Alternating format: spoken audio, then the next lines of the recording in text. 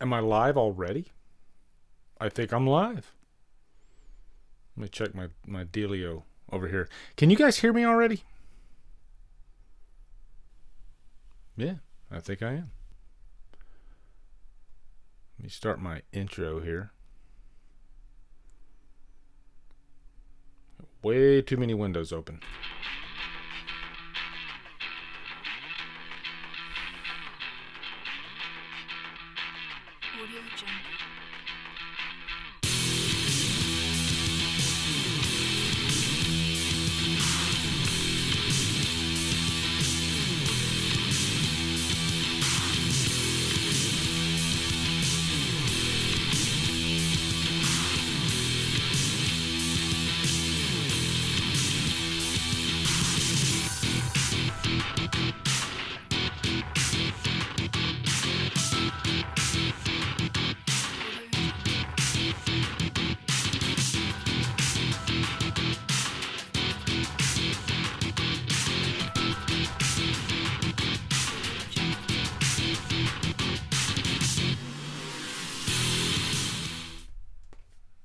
Dun, dun, dun, dun, dun, dun, dun.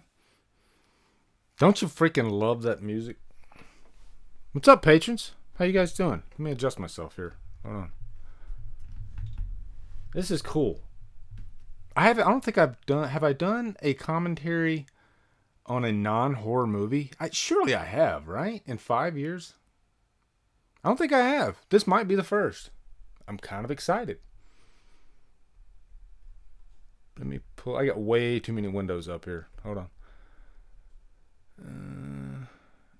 Oh, Donald, man, that's sorry to hear that. I hope everything goes okay. Great Scott, Holly says. How are you guys doing today? Today's Wednesday, right? Yeah, I've actually been sitting here watching the behind the scenes stuff on Back to the Future. I don't know. This movie it's one of those movies that just brings you joy. It's like comfort cinema. Jason, how you doing, brother? Nice to see you. Yeah. Yeah, Donald, best of luck, man. I hope everything goes okay tomorrow. And Leela's calling me out because my first name is Herbert. I don't think most people know that my first name... Does it say it on my Facebook profile that my first name's Herbert? I don't think it does. I don't know. Maybe it does. I don't know. It was a tough name growing up with, I'll tell you that. It was really tough. Most people didn't know it, though, so I kept it hidden. It's my father's name. My father's name's Herbert. Okay. So, are you guys ready to do some Back to the Future? Yeah, Back to the Future. So there were a couple people. Was it in Killer Flicks or something? No, I don't think it was in Killer Flicks. There were a couple people that said they'd never seen Back to the Future, which is crazy to me. Was that on Twitter? It doesn't matter. I can't remember. But I remember there were a couple people saying they never saw Back to the Future, and I was like, "What? You never saw Back to the Future?" Yeah, Herbert is a 50s name. You know what's the cool thing about Back to the Future is my dad was a teenager in the 50s. He lived this movie. So it's kind of cool. But we'll get into all that. Do you guys are you guys watching the movie along with me? Do you have the movie pulled up, ready to go? I'm going to turn on my fan. It's hot in the evil air today. It's really hot. Hold on.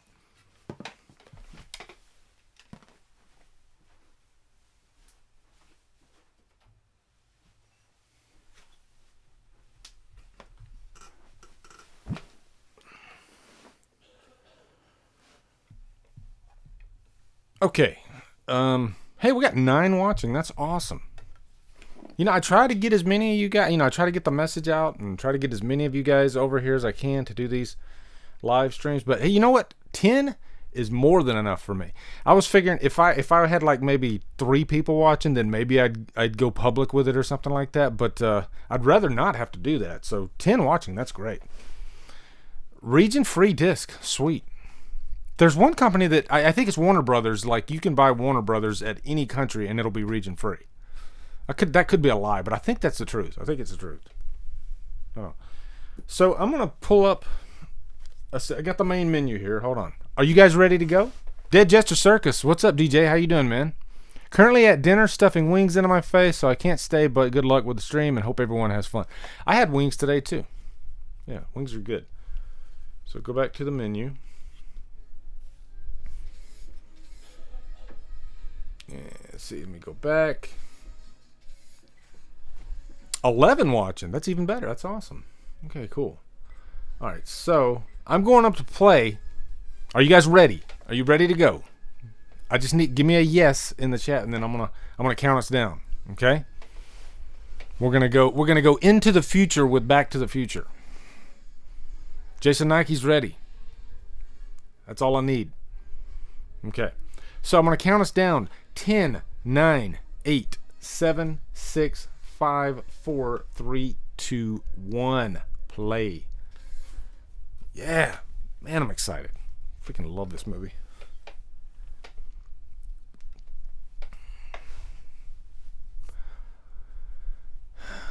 The FBI warning. You wouldn't... What was those commercials? You wouldn't kill a cat. No, you wouldn't steal a car. I don't think they said kill a cat. At work today, there's this... I work at a assisted living facility. And they do trivia on Wednesdays. You know, this one guy, he like gives all the older folk trivia. And he said that there was this one dictator in one country. I can't remember what it was. Let's say it was like Romania or something like that. But back in like the 1600s, 1500s, something like that, he outlawed all cats. He said all cats must be killed. They must die. He didn't want any cats in that country whatsoever. I wish I would remember what country. You could probably find it on Google, but that floored me. I was like, whoa, that's power. When you have the power to just wipe out an entire species, that's power, right? Universal logo, classic. I love that classic Universal logo. I always try to remember like the first movie that adopts the new logo design, and then I always forget it, you know, because Universal's been through a few different logo designs throughout the years. It's like every probably 5-10 years they do that. Exactly. Don't fuck with cats. That documentary was insane, right? Can I not recommend that documentary enough? Guys, if you haven't seen Don't F with Cats on Netflix, watch it. It's crazy. It's like must-see documentary TV. All right, I'm gonna adjust a little bit here. Hold on. It's the wrong way. There we go. Or actually, I could turn it this way. Yeah. So I'm trying to get comfortable. Okay. So we have and I like the opening of this movie. It pretty much just focuses on time. What is this movie about? It's time. So what is the first thing we see in the movie? Clocks. We just see a whole bunch of clocks. Like Doc Brown is obsessed with clocks. Everything has to be precise. He's like a perfectionist.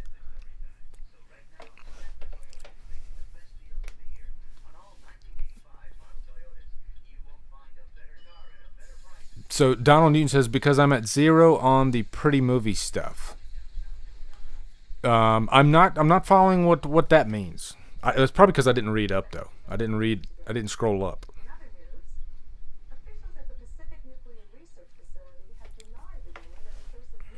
Plutonium. When I saw this, I was 85. I was 13. No, I was 12. 85 was a good year for movies. Turn it down just a bit. Yeah, 85 was a good year for movies. You had Alan Silvestri's score is so good in this. You had Rambo 2. You had Rocky 4. And you had Back to the Future. And I think you had a few, like Some Kind of Wonderful, I believe, came out in 85. Which that movie kind of ties into this too. Director of photography, Dean Cundy. I forget that Dean Cundy he was the DP for this. Because he did Didn't he do? I think I mistakenly said he did Jaws 2 in my Jaws 2 review, and I don't think that was right. Sometimes I do that. Sometimes I just flat out lie about my facts in my reviews. I go to fakefacts.com. Now, this skateboard, I swear, every kid wanted this freaking skateboard. I saw this in the theater, by the way. 12 years old, I saw this in the theater. This was like the big movie of the summer. This and Rambo 2. Schwarzenegger had a Commando came out this year as well. Love this intro though. I mean, he turns everything up, up to 11. And so you're wondering, like, what the hell is this guitar gonna do? But the ironic thing is, like, he turns everything up to 11. So you're expecting this guitar to be this freaking massive machine of a guitar, and it's the opposite of that. It looks like this little toy guitar. I don't know if any of you guys are guitarists in the group, but I wonder what kind of guitar that is, because I have no idea. But man, it looks like one of those rock band guitars. Remember when Rock Band was big? Robert Zemeckis.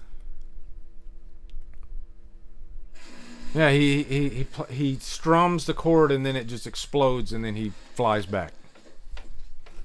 Justin Graham, what's up, man? He says, I saw this one as well in the theater. Actually seen all three in the theater when they were released. I believe I did too, actually. I know I saw 3 in the theater, and I'm pretty sure I saw 2 in the theater. Yeah. So I could pretty much say I saw all 3 in the theater. To me, it was crazy that there was a 5-year wait, though, between this one and... Because remember, at the end of this movie, it says to be continued. So you were just, like, expecting the movie within the next 2 years. And I just remember the wait. I was like, God, when are we getting the sequel to this movie? Because they leave it wide open. Yeah, Friday the 13th Part 5. 85 was a really good year. Really good year. Not as good as 81 in terms of horror, but man, in terms of just movies in general, 85 was a solid year. And now we're on Michael J. Fox, and Michael J. Fox is pretty much in... Yes, Leila, there was a 5-year wait. 85 and then 90. 1990 was when Back to the Future Part 2 came out. I believe it was 90. Yeah, it was a 5-year wait. It was brutal. And what's interesting is they shot 2 and 3 at the same time. And so they released them... I want to say they released 3 the next year, or they released 3 like 6 months later. I can't remember, but I think it was 3 was like the very next year. I'm late for school. I might be doing a few Michael J. Fox impersonations throughout this. Wait a minute, Doc. Are you telling me you built a time machine? Have a DeLorean? I never said I'd be doing good impersonations, but you can't not do an impersonation of Michael J. Fox. Oh, the skateboard, when he grabs the back of that truck, everybody wanted to do that. Like, I'm sure there must have been like cops called constantly because kids were being stupid and grabbing the back of vehicles with their skateboards. I mean, this movie just had such an impact on the culture at the time. You know, it was so huge. Huey Lewis and the News, yes. Power of Love. Great soundtrack. It's just a feel-good movie. Now, I will admit, and I'm not bragging here, but I will admit I did do that. Because I had a skateboard at the time, because everybody had a skateboard after this movie. I wasn't that great, but I did grab the back of because I had a membership at the YMCA. So I was there in the summers. Let's say like 3 summers in a row I was at the YMCA. My parents would drop me and my sister off. And this movie came out. And so I remember I was on my skateboard and my friends like dared me. And so this car was coming around the corner just really slow. And I crouched down and I grabbed the back of the car. And, you know, I did it. I was like, it was a rush. And the car, like I said, the car was probably going like 5 miles an hour. But it was cool. I wish the car would have went faster. It would have been a cooler story. But this guy right here, man, principal, he gets... I love how he's talking and his face gets closer and closer and closer, and then their noses touch.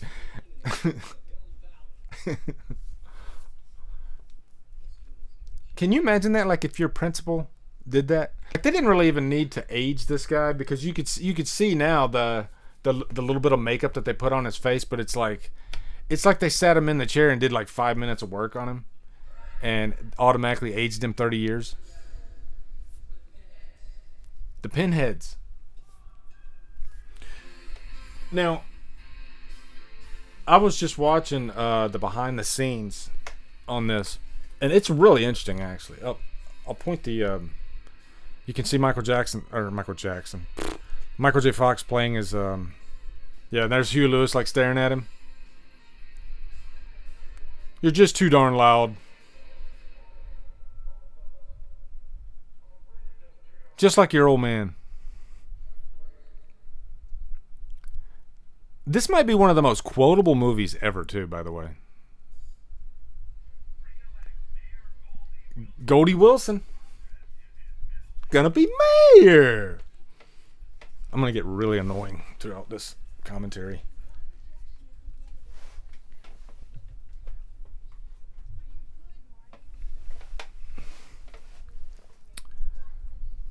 Yeah, so Jennifer, the actress that got Jennifer originally, it's like she had the part twice. She had the part and then she lost it because she was tied into a TV show. And then when Michael J. Fox came back, then I don't know if it was because the other actress's height compared to Eric Stoltz, but she ended up getting a call back. So she ended up, and the same thing happened with Michael J. Fox. Originally, because he was doing Family Ties, they didn't want him to do this because I mean obviously he would get no sleep whatsoever, which he didn't. Like the guy literally would do Family Ties, go straight from Family Ties to do Back to the Future, straight from Back to the Future, and he would literally sleep in the car on the way back to the set. You know, I mean, he would literally get like 2 hours of sleep a day. It was crazy. So Donald says every person running for mayor's last name is Progress. I never even noticed that. That's interesting. So there is a version of this movie like sitting in the vaults with Eric Stoltz. Now, because they did 2/3 of this movie with Eric Stoltz. I mean, he pretty much went to the point where he felt safe. And the guy that plays Biff, I think you can find this on YouTube, but he's telling stories about it, and he's saying that he remembers Eric Stoltz. They were in the trailers, and Eric Stoltz, he literally said to somebody, he says, "I think I made it past the unsafe zone," and then he ended up getting fired the next day, which was crazy. But yeah, they say that everything was filmed. It's in a vault. They haven't released it yet, but there is a version of this movie where pretty much most of it is Eric Stoltz. And I think one day we'll see it. I do. Now, I got a question for you guys. Would you welcome a Back to the Future remake? I'm curious to see what you guys would think. Derek Smith, what's up, man? He was also filming for the movie Teen Wolf at the same time this was being shot. Yeah, as a matter of fact, he showed up wearing the wolf suit during one of the auditions. And Michael J. Fox was saying that he was like really jealous because he was like, man, look at this production and this set and everybody knows what they're doing, and I'm stuck over here on this little werewolf movie. You know, he was embarrassed that he was doing Teen Wolf. Which, funny enough, I freaking love Teen Wolf. Like, I think I love Teen Wolf just as much as I love Back to the Future, if I'm being honest. It's one of my favorite movies from the 80s. And it's interesting that both movies are filmed on the same street, too. That, like, Teen Wolf was being filmed right down the street from Back to the Future. Thomas Elf Wilson, I think. He did Biff. Now, the makeup's, like, really dated when you watch it now, as far as, like, the aging process. But the acting itself, I think, is brilliant. Like, listen to Christmas. Listen to Crispin Glover there. I mean, he literally sounds like he's 30 years older. And Leah Thompson too. Like Leah Thompson, the older version of herself, literally sounds like what my mom would probably sound like if she wasn't from Mississippi. Leela says, depends on who and how it was done. It could be great if they remade it and had cameos, but if it's done for cash grabs, then it wouldn't be cool. Yeah, I agree. I think what could make it interesting is not setting it in the same time frame as this one, like not setting it in the 80s, but like setting it now and going 30 years from now. That'd be kind of cool, actually. Or who even needs to go 30 years, because they didn't go 30 years in the part 3. I mean, they could go 50 years. They could, whatever. But it's an idea that they could really play around with, time travel. I actually like time travel movies too. It's just, it seems like none of them really, I don't know, shine through. There's a few great time travel movies out there, but it's not like a genre that really just, what do you got? You got Back to the Future. Like, see, I can't even think of too many time travel movies outside of Back to the Future. It's one of those weird genres that we love, but for some reason, not too many great ones are made. I guess you could say Avengers Endgame is a time travel movie, but if you could go back in time, where would you go? Well, I mean, if you break everything down, what is the initial idea of this movie? And what that was Bob Gale. He went to the same high school with his father. He's one of the producers on this. Him and Zemeckis produced this. And so he thought, you know what if I could go back in time? Like, would I want to hang out with my father? Because his father, he found out his father was like the class president. And he never even dared to expect his father to be class president. He just didn't seem like the type of guy. And so he was thinking, like, I wouldn't hang out with the class president. Nothing against the class president, but I'm just not that type of person. So would I hang out with my father? And that was the catalyst for the idea of this. Like, they didn't know that the time machine was going to be DeLorean. It started out with just that idea, pretty much. So then they came up with the character Marty McFly, and they pretty much just used index cards. An index card for the beginning of the movie and an index card for the end of the movie. And somewhere along the way, they decided that Marty McFly was going to invent rock and roll in the movie. And so now we got to make Marty McFly a musician. So that's what they did. They said, okay, so we got to establish that he's a musician. So that's why you had that the audition, the band audition with the Pinheads at the beginning. So Ninja says, I would go back to 1960 so I could be 18 years old when Halloween 1978 was released. Yeah, that'd be cool. That'd be real cool. Predestination, yes. Butterfly Effect. But man, I can't talk tonight, guys. Predestination was my first review. Can you imagine deciding to get behind the camera and review movies, and your first movie that you decide to do is Predestination? That might have been the dumbest move I've ever... Like, I started off on a stumble doing this. Because that's a hard movie to review. And you can tell in that review, I'm tripping all over myself.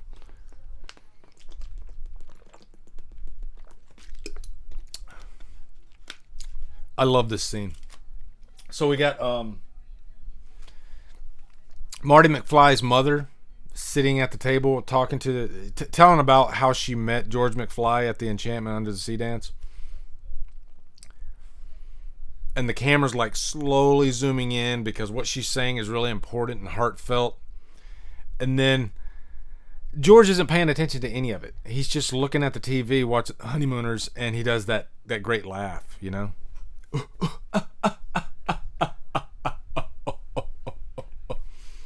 There he goes. There you go. Hold on.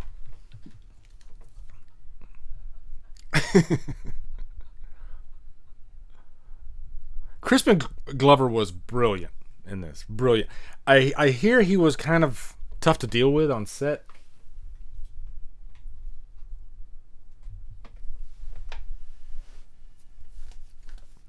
Yes, Terminator is a time travel movie. A great one, too.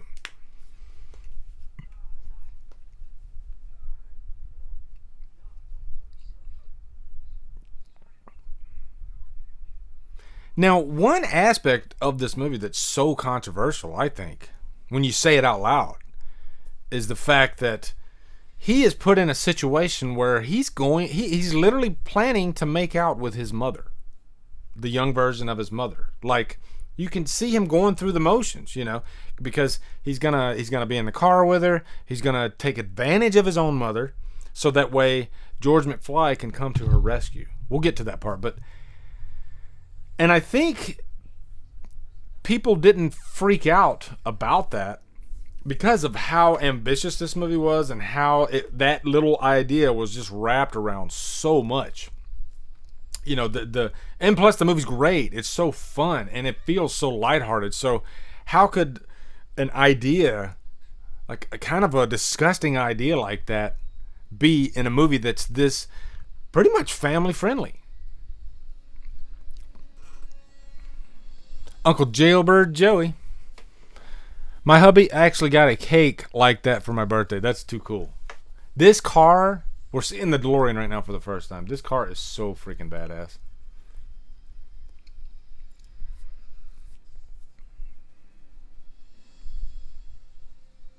There's only so many of these cars in existence too. Let's see. Donald's got a question. Hey Lee, what do you think of a movie franchise like James Bond, except it's about time travel? That could be kind of cool, actually, like a spy time travel movie.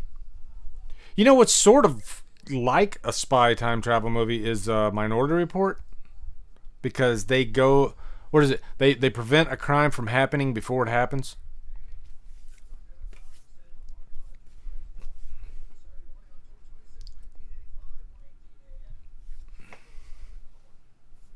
This is too badass. We got 13 watching now. This is awesome. That might be the most I've had watching for a patron, for actual patrons. Derek Smith, who the hell is John F. Kennedy? Yeah. The way he delivered that line too is like brilliant. Who the hell is John F. Kennedy?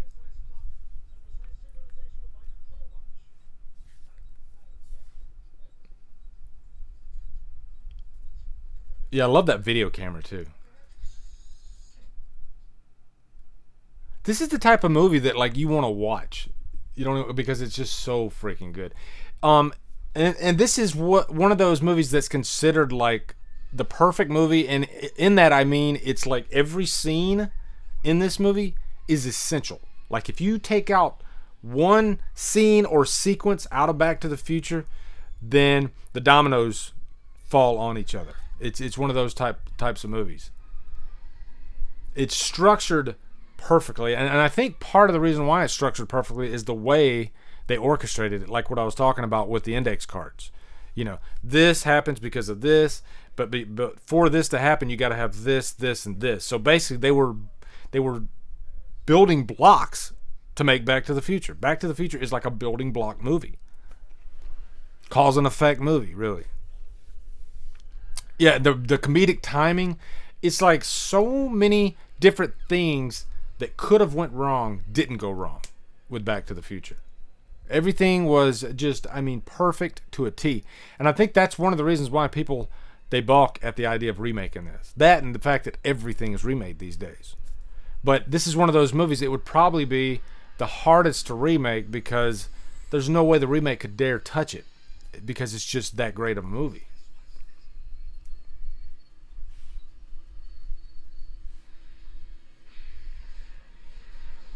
It's like it's a family movie, but it's not too like it's got just the right amount of cussing.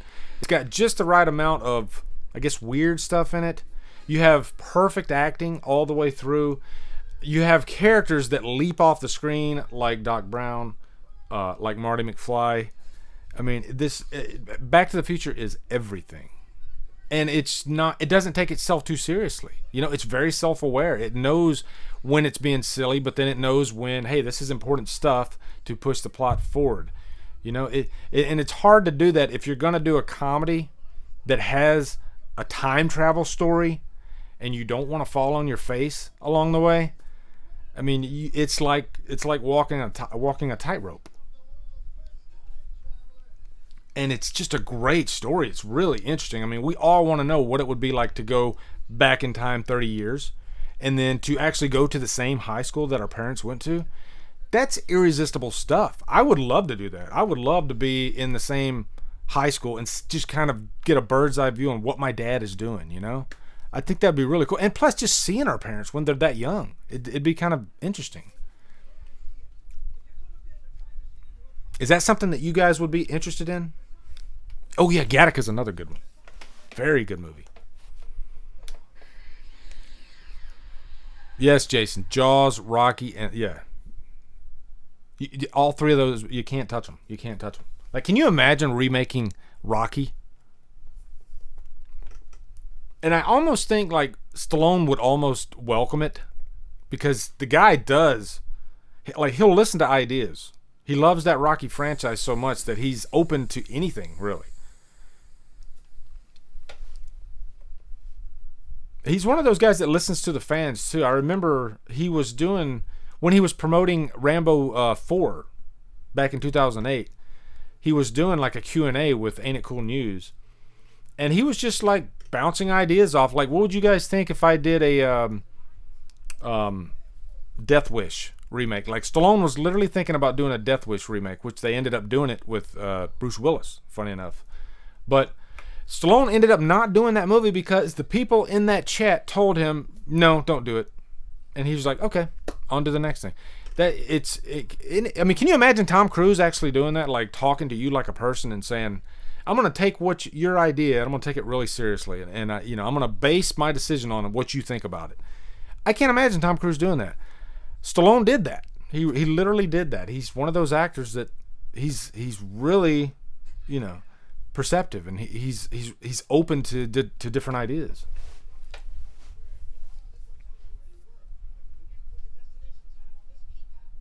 I love all the little details in this movie too, like how it's called Twin Pines Mall, and because of the chain reaction and how everything they do that's different from the way it was originally done back in 55, it has a ripple effect, kind of like the butterfly effect.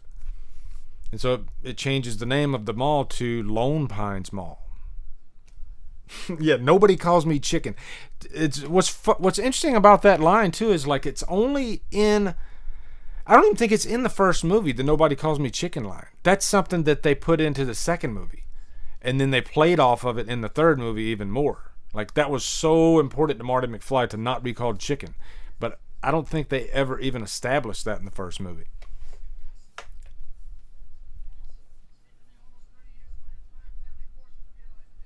I think Back to the Future Part 2 was so ambitious and so almost confusing with what it was doing with time travel that kind of was the detriment of it. Don't get me wrong, I love Back to the Future Part 2, but I think there's no way that they could have repeated themselves and made what I call the perfect movie. This one plays with time travel just the right amount. It doesn't go too far with it. It doesn't get in the way of the story. It's actually very simple. And I think that's one thing that you can get in trouble with time travel movies, is if you get a little bit too techie with it. They don't do that with this. It's very simple. You completely understand. I want to go back in time to see my parents. How am I going to get there? I'm going to have this freaking DeLorean, and I'm going to punch a few buttons, because you don't have to tell the audience what the buttons do. You just tell them to push buttons. And then when I go up to 88 miles an hour, then I'll automatically go back in time. That's all you need to know. You don't have to get too technical with an audience. You just give them the breadcrumbs and lead them there, and then they'll go the rest of the way with it.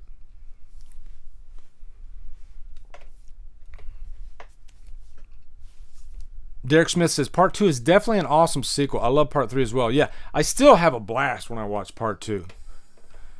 And there's a scene at the end of this too, which I don't know if it was planned.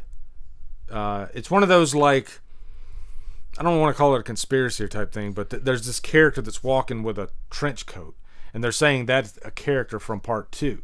But when they did this movie, it wasn't planned. It was just a happy accident.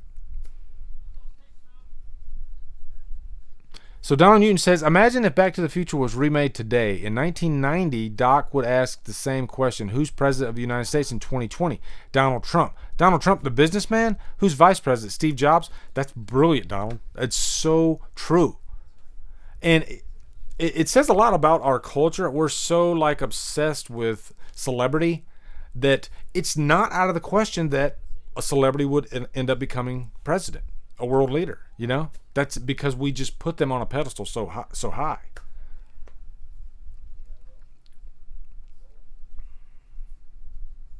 Another thing I love about this too is it kind of like what Karate Kid did with the relationship with the young and the old. You know, you had Daniel and you had Mr. Miyagi. Well, this one you have just a great a friendship that's just as great as that friendship with Marty and Doc Brown. They're like, you can't imagine Marty being best friends with anybody but Doc Brown. You know, and that's a hard thing to do, like as a writer. We're gonna take a character that's in high school and his best friend's gonna be in his 60s. I'm thinking Doc Brown's like supposed to be in his 70s in 85 and in his 50s or 40s actually in 55.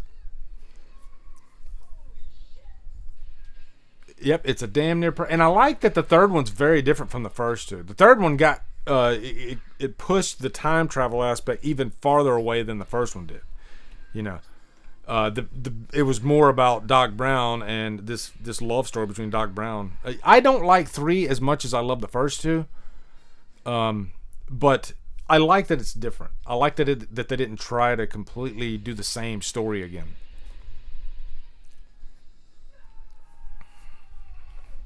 Leela says, this is where Primer went wrong. They spent the whole movie talking science and math and physics and all that crap that it made it just so confusing. Exactly. Kind of the same thing with Predestination. Predestination got a bit confusing. The ending was a crazy ending. But I was just like, damn, it's one of those movies like you got to like be locked in the whole time. Don't look away. Don't go get a monster because if you miss anything, you're done. Whereas Back to the Future is not like that. You know, you can sit back, relax, eat your popcorn, and you're not going to be completely lost. And you don't want to walk away from it. It's a great movie.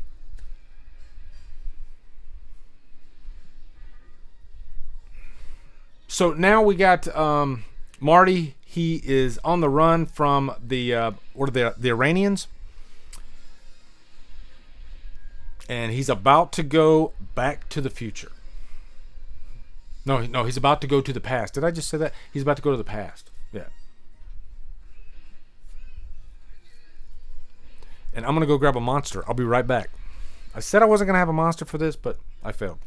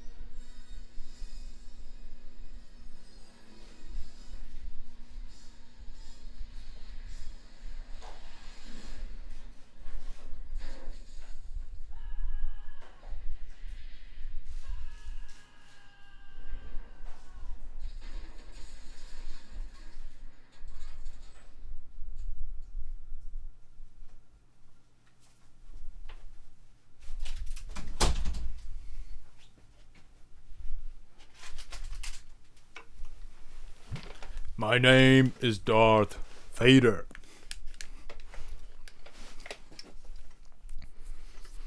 I don't think I've seen Frequency. Have I seen Frequency? I might have. What are you guys eating? Are you snacking? I got a Cliff Nutter Butter filled bar. These are really good, actually.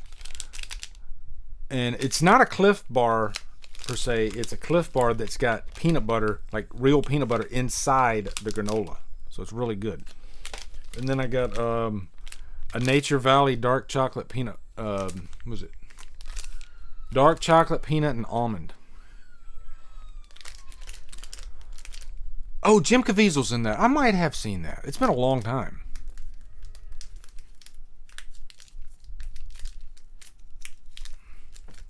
I love the chemical suit because he literally looks like an alien. Donald's eating pizza. Still eating that pizza?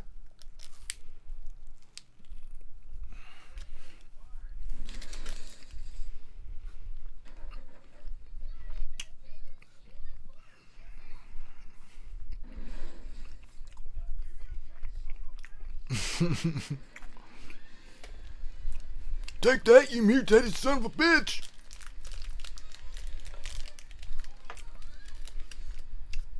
Now, as far as like physical comedy, you couldn't have done better than Michael J. Fox. Like that scene where he's like in front of the barn and the guy's like pointing the gun at him and he like, you know, kind of shuffles back and trips. I mean, he's just one of those actors that's willing to hurt himself pretty much to get the scene.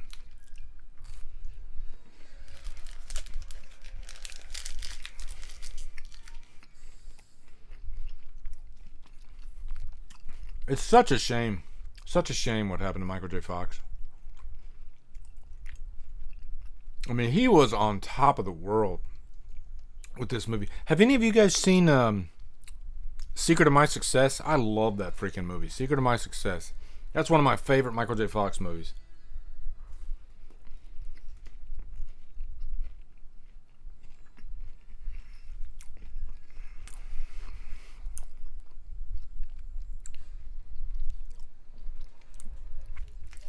Oh yeah, I got my monster here too, for sure.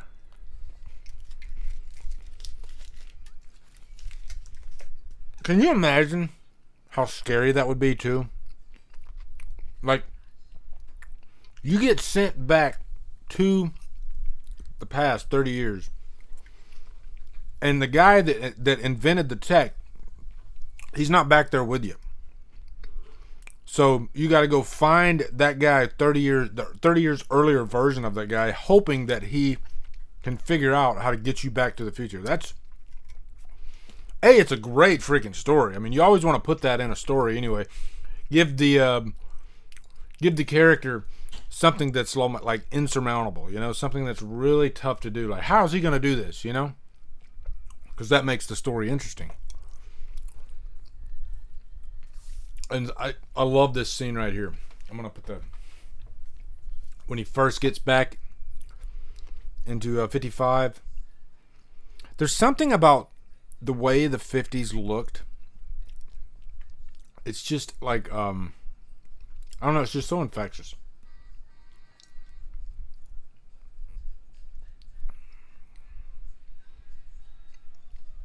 And for some reason, and tell me if I'm wrong here, but it's like the one decade that I hear a lot that people said they'd love to go back to is the 50s. The 80s and the 50s. I constantly hear that. Why do you think that is? Why is it? What is it about the 50s that makes me... And I do too. I would love to go back to the 50s.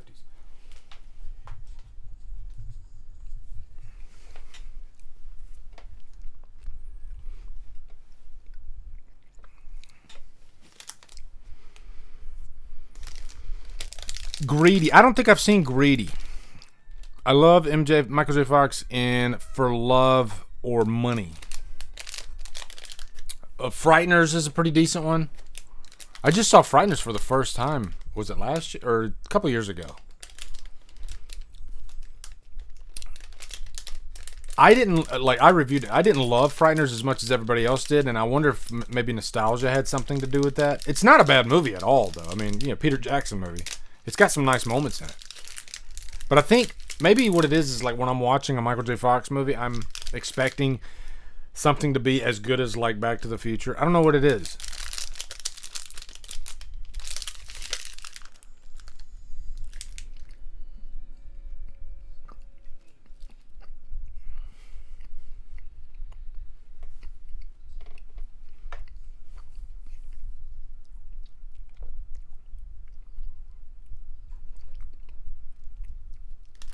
That would be a scary situation, though. It kind of goes hand in hand with that whole thing of like when you're a kid and getting separated from your parents in like a Walmart or something like that. And when you're a kid, that's a really scary thing. And I remember when I was like 6, 7 years old, something like that, and being with my parents, and for some reason we got split up in I think it was like a Kmart or something like that. And I remember like I started crying. I was scared to death. I was like, I need to find my parents. And so, I mean, this takes that idea and really like flips it on his head. I mean, he's not only stuck in a place away from his parents, he's stuck in a different time away from his parents. Because he's still a teenager.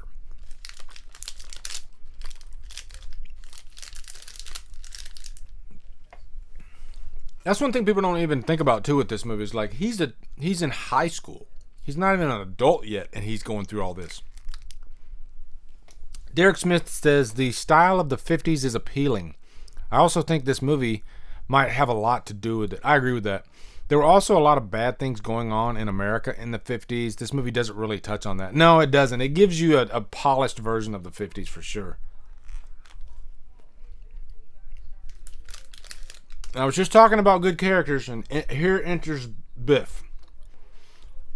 Every bully, I mean, Biff pretty much is the template for what you want the bully, the jock to be like. And Thomas F. Wilson, I mean, just did such a great job playing Biff. And look on YouTube if you ever get a chance to some interviews with Thomas F. Wilson about this movie, because he said every day he was scared to death of getting fired. And I don't know if that's because maybe that's just the tension that was on set, because sometimes when you're doing a film with these guys are just like extremely intense, because Robert Zemeckis, he's one of those directors, he's really intense, kind of like James Cameron. So I don't know what the reason was, but Thomas F. Wilson, he was like literally scared every day that he was going to get fired. And it wasn't because he was doing a bad job. Everybody felt like that. Everybody wanted to do their best. And I guess that fear kind of brought out their performances even stronger. Like every actor in this movie, even the extras, they're like giving it 110%. Like when you watch Back to the Future, it feels like everything is rehearsed and rehearsed and rehearsed. It just has that feeling about it. Thank you, Leela. Thank you for stopping in. It was really fun. And have a nice night.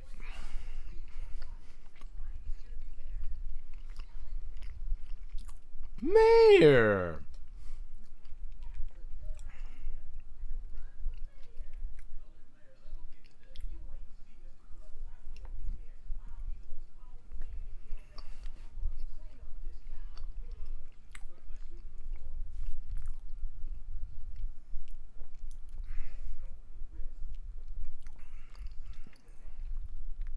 Yeah, and Goldie Wilson, he's only in the movie for just a small amount, but then there's like a thread of him in like the second, and I think even the third they did, was it one of his ancestors in the third movie? Yeah, Holly, I was actually going to talk about Billy Zane. It's crazy to me that Billy Zane does not have a single line in this movie. He might have a line, but he's saying it along the same time as some of the other extras, so it doesn't really count. But yeah, he doesn't have a single line where it's just him. Now, yeah, this scene right here, the Peeping Tom scene, that is the exact same street as the Teen Wolf. When Boof, which is funny, there's a character named Biff in this, and there's a character named Boof in Teen Wolf. But when Scott Howard's walking with Boof down the street, it's this street. If I could go back in time, I'd invent bottled water.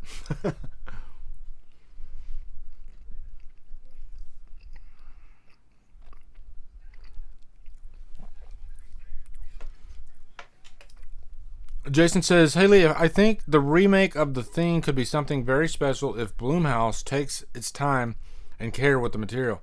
Yeah, you know what? And the thing is, I think if another studio, like if A24 got a hold of The Thing, I think a lot more people would be excited.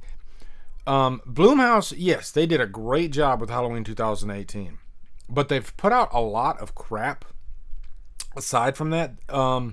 There's been some other stuff that's good too, but their track record is really spotty right now.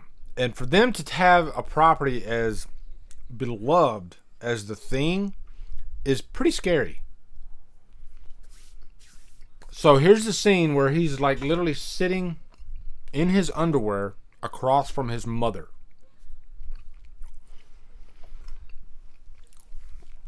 Donald Newton says, Boof was sexy compared to Pamela. Scott was out of his mind going for her. Boof was a price. I completely agree. When I was growing up watching Teen Wolf, I always had more of a crush on Boof than I did on Pamela. And it's kind of that whole Marianne and Ginger scenario. You know, because you don't want to have two girls that are like this. They're both like the girl next door. And I do think most guys go for the girl next door. I really do. Do they want the Jennifer Aniston or do they want the Angelina Jolie? It's the same scenario. And I would have chose Boof every single time. And Pamela was a very pretty girl, but I think attitude goes a long way, and she had a very annoying personality.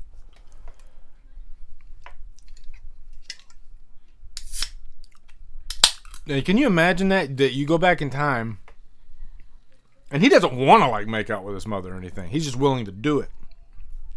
But your mother like has the hots for you, like really has the hots for you. That's a bad situation to be in. Donald, did you read about my great uncle earlier? No, I didn't. What was the deal with that? Boof all the way, definitely.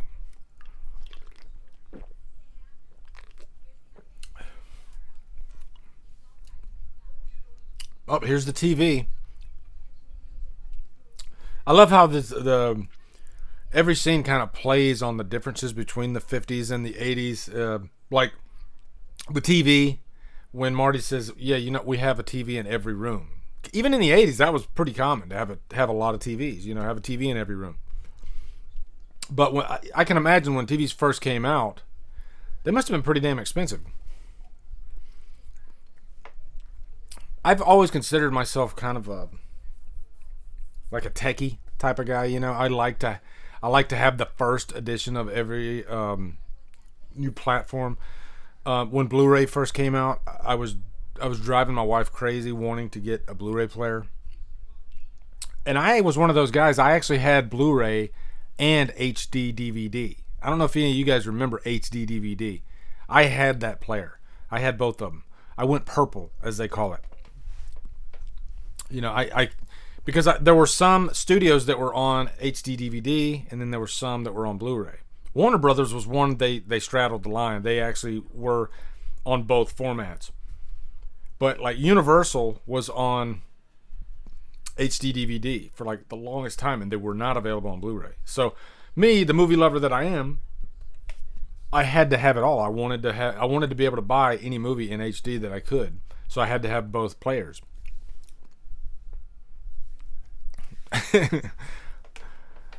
Most quotable movie ever. Why do you keep calling me Calvin? That is your name, isn't it, Calvin Klein? It's written all over your underwear. That's a great line.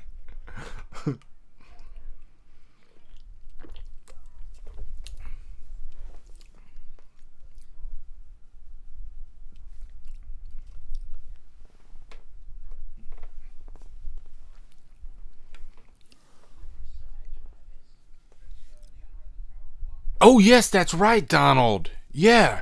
The guy Scott scared into giving him the keg of beer. Didn't you say he was either your uncle, he was a friend, or he was one of your friend's uncles or something like that?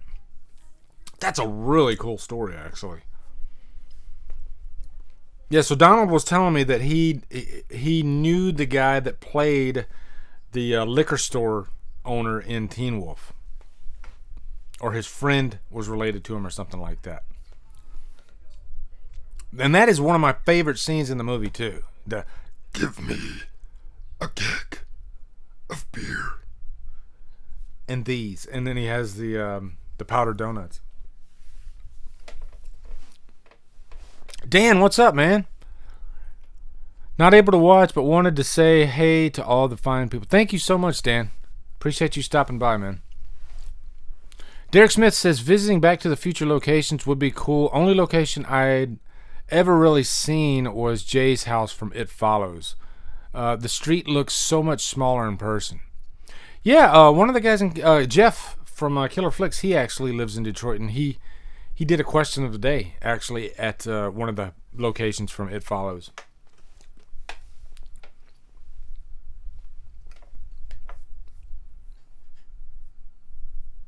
Can you imagine, he's going to see Doc Brown for the first time, and he's going to be 30 years younger?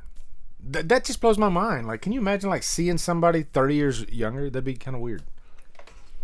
But I guess that's the way his parents were, too, so. And the first thing he does is he puts a suction cup right on his forehead.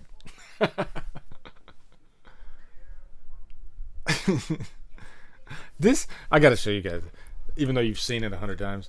This contraption that he's got on his head, I mean, it's just great comedy.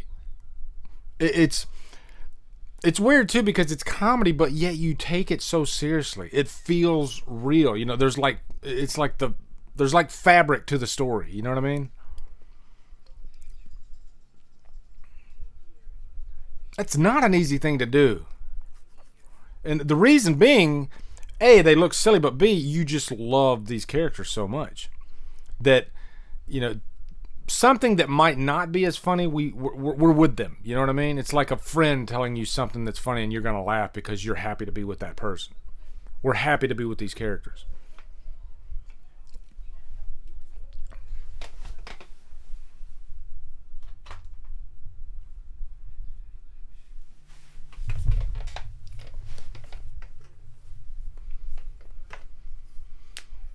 What I need is a 2-camera setup. That way I can have one camera, but then it'd be kind of like a D-Watch.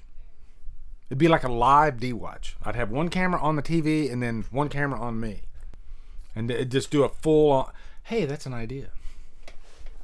Maybe I'll do a full-on live D-Watch. You want me to make a donation to the Coast Guard Youth Auxiliary?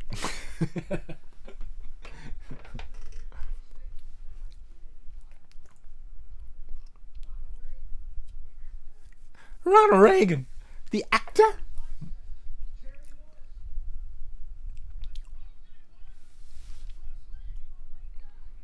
Now, my first camcorder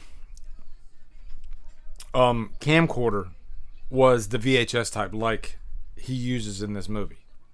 It wasn't that exact model, but when my wife and I first got married, the mother-in-law, she had this VHS camcorder, and she gave it to us.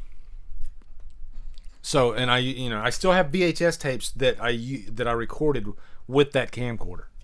Why not keep doing this with my hand? I don't know.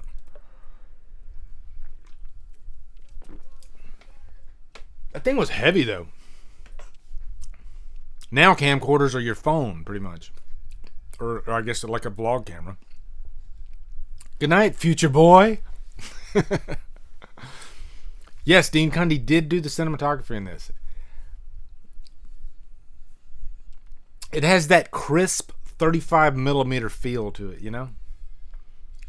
There's a few directors out there still that will not film digital. They only will do 35mm, or they'll only do film. They'll do 70mm, they'll do 35mm, maybe even 16mm, but Steven Spielberg, I don't know if he's made the leap to digital yet, but I mean, for even as far as the last Indiana Jones movie, he did it 35mm.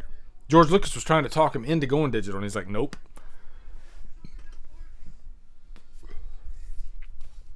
Christopher Nolan, he's another one that will not. I mean, he likes doing IMAX, just full on IMAX. Have you guys seen the trailer for Tenet yet? That looks insane. That movie's gonna be huge. It looks amazing. I've heard fan theories that it could be tied to Inception in some way, which I don't think it is, but just because the plot is so unique, it's like he has to. It's kind of like Minority Report, I guess, but as he's doing things are happening in reverse, but he's going forward. It's like he jumps into a world where things are going in reverse. It's strange. It took me a couple watches of the trailer to figure out that that's what the plot was. I was like, what the hell's going on? If you haven't seen the trailer for Tenet, though, I definitely recommend it. It's Christopher Nolan's next movie. Looks insane.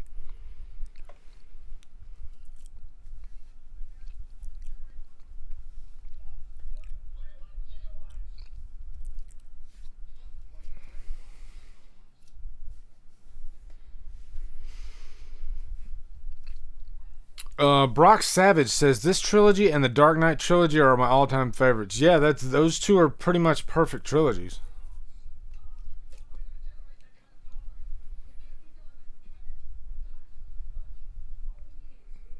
It's crazy to me that people don't talk about the Dark Knight Rises as much, because the Dark Knight, it's just such a great movie. Heath Ledger's performance is amazing. But I still really dig how big and ambitious The Dark Knight Rises is. I think it's like 20 minutes longer too. I love Tom Hardy as Bane. Like, Bane is like that. The way Bane is portrayed in that movie compared to the way he was portrayed in Batman and Robin, complete opposite.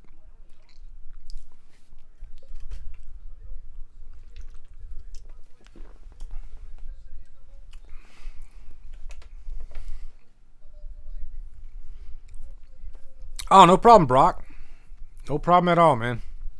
We're just friends watching a movie. I love doing these Patreon, because it's much more small scale. It's just, just a few of us. We're just enjoying a movie together.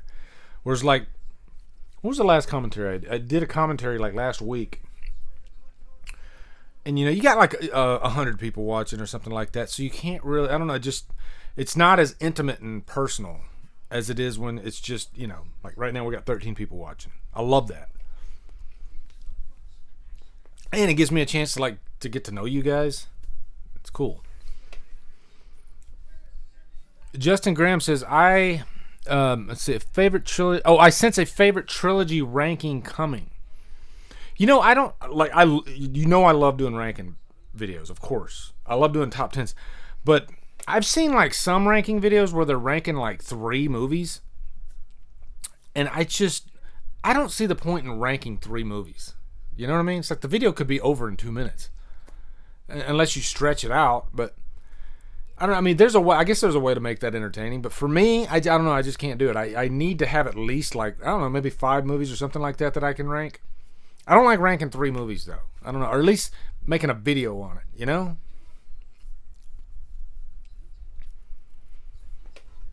So this is a cool aspect of the movie. Now he's starting to notice that his family is starting to disappear.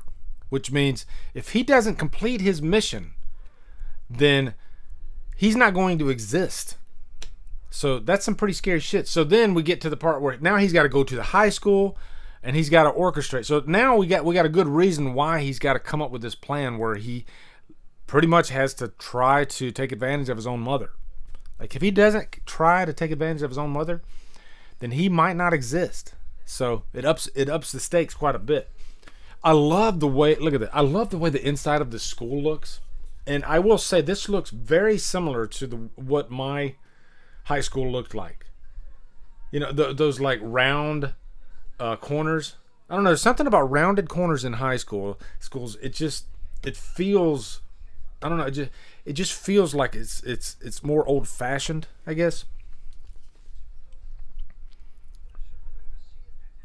And this is one thing that I love about this too, is like, he's thinking that his father's going to be one way, but he's like the opposite. His father is pretty much just this picked on geek, He won't stand up for himself. So there, it's kind of like a good lesson in this too. He teaches his father to stand up for himself. So his father is inspired by his son, as strange as that is.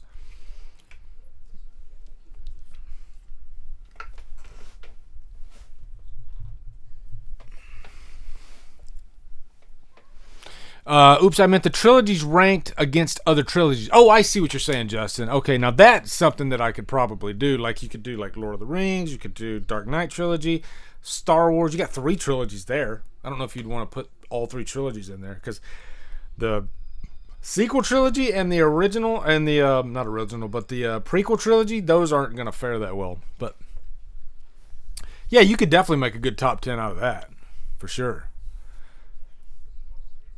Problem is, there's only a few franchises that stop at 3, you know? So many of them, they want to go further, and they go 4, 5, 6, you know? So it works if they create another trilogy, but it's hard to find, like Back to the Future, where you just have 3 movies, and that's it. They close it off. They tried it with Scream, but then what happened? We got a 4th Scream. So it kind of confuses it, and it's like, I can't put this franchise in there because it's not 3 movies. So it's kind of weird.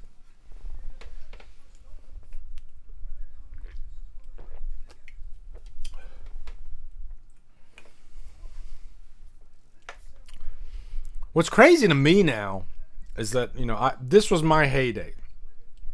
I was a teenager in the 80s. And so now we're 30 years into the future. We're where he eventually went to in Back to the Future Part 2. We're further than that. To me, that just blows my mind that we're literally 30 years away from this movie.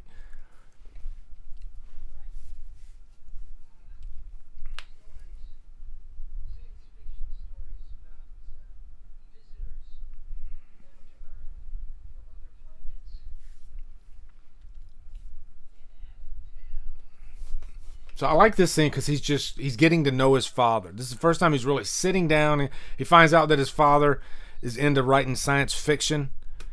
So it kind of makes you wonder, like, what happened along the way to where his father just kind of gave up that hobby. You know, because I think we all do that. We have these certain points in our life where we have these hobbies, and then, you know, something happens, call it life, call it whatever, relationships, but you know, eventually we just give it up. Sometimes it's health. Like my dad was really into model airplanes. Growing up, my dad was always doing model airplanes. He'd go to this field near the DeLorean Dam, and he'd had this group. They all got together and they flew their model airplanes. So, you know, and last time I talked to him, I was like, Dad, do you miss that? Because my dad, he had a stroke a few years ago. My dad's older. He's up there in age. He's like 80 years old now. So he can't do any of that stuff anymore. But that's something that he got into when he was about my age, you know, doing model airplanes. I really don't know what my dad was into when he was young, you know, when he was, you know, a teenager.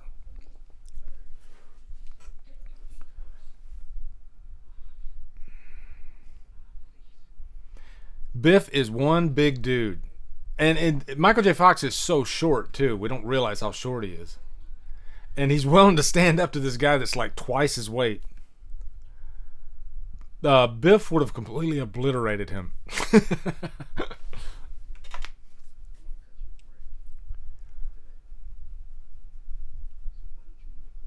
Make like a tree and get out of here. Now, Casey Neistat is, I think I said that name right, the guy from 3 O'Clock High, which is another phenomenal 80s flick that's kind of in the vein of this. You know, it's a comedy. 3 O'Clock High is so good. I'm amazed that movie didn't do better than it did. Because it's another one of those movies, every time you watch it, you're just in love with it. Donald, what did your father do for a living? When I was young, my father worked for like a roads and grounds company. He was an accountant. He had a associate's degree in accounting, and I remember I used to go to work with him sometimes, just not that often, just like once in a blue moon. You know, I'd go to work when I was really young, and I wouldn't even stay like the whole day with him. But yeah, pretty much he was a numbers cruncher. And then my dad got cancer when I think I was around like 13 or 14 or something like that. My dad got cancer, and when he got cancer, he retired. So my father, we got the Van Halen scene coming up right here. My father was retired, and he never really went back to work because he went through cancer treatment for quite a few years. And then by the time he got through all that, then he just didn't go back to work. So, but he's still kicking. Me and my sister and I, we joke all the time that like that guy will be standing long after we're all gone, you know, because back in '06 he had like a heart attack, had to have a quadruple bypass surgery, was given a 50-50 shot to live. So we thought Dad's a goner, and then he lived. It's like all these cancer. quadruple bypass surgery, stroke. The guy's still kicking. It's just one of those weird things. I guess he's just got a fighting spirit about him or something like that. But yeah, that's what he did, though, pretty much. He wasn't in the military like me or anything. His brother was in the military, and his brother actually died. His brother died before I was born, so I never got to meet his brother. But his brother was in Vietnam, and then he died like shortly after Vietnam. Marty's dad is a dead fuck. Well, why don't you put it in the old computer, Jason? That'd be a fun freaking commentary.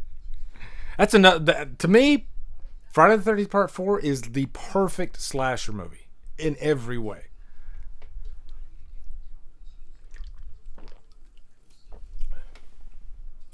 That one was 84.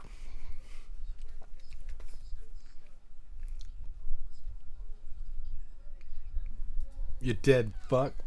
That's great. So now, he had to talk his father into getting up enough nerve to ask his mother out.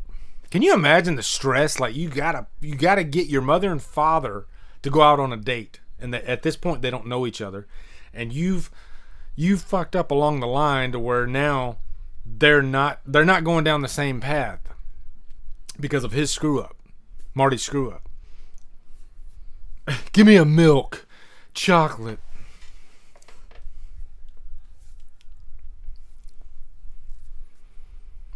You are my density. I mean my destiny. Look how young Crispin Glover looks there. I mean, he looks freaking young there. He's still pretty much the same frame too, you know? Like, he didn't gain a pound. George McFly. I'm sorry, I can't. When I hear him talk, I can't not impersonate him. Your destiny. Oh yeah, Friday parts 1 through 4. You can't beat it.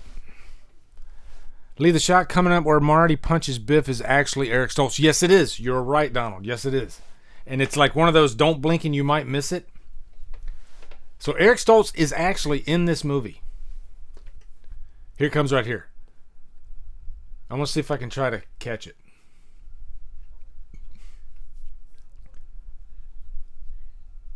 Here we go. Yep. Like, you can barely see him because it's one angle, you know, because it's two different camera angles. You got two cameras. One's on Biff, one's on Marty. Well, when the camera cuts to Biff, that's Eric Stoltz making the punch.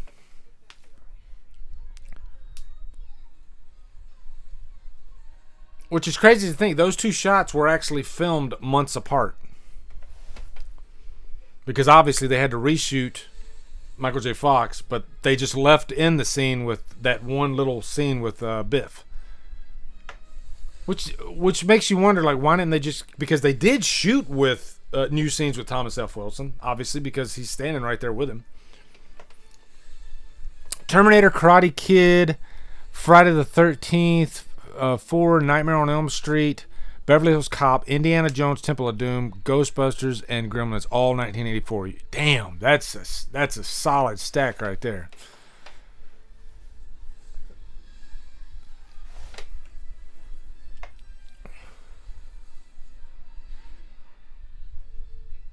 Now this is so cool. Now he's taken technology from his timeline and using it in the past to change the future via skateboarding, because back in the 50s people didn't skateboard like, you know, Tony Hawk style.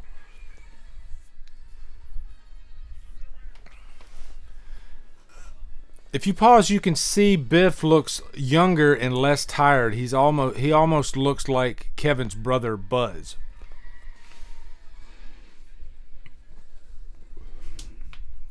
All that manure. But I'm going to find out.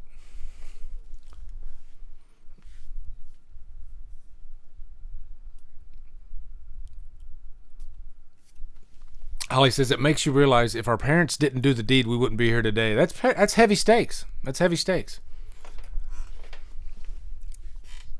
Goonies and Breakfast Club, 1985. Yep, 85's a good year too.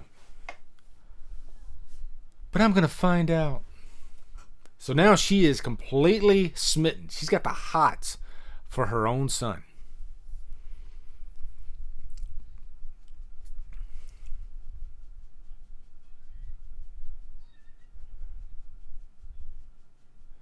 One thing I love about this movie too is like how, how great that friendship is between Marty and Doc in 1985. And then Marty reestablishes that friendship with the younger version of Doc. There's that nice moment, like in the last act of the movie, with he wants to give Doc the note and everything. I mean, automatically Marty feels close to Doc, but still, this is a different version of Doc. This is Doc from 30 years earlier.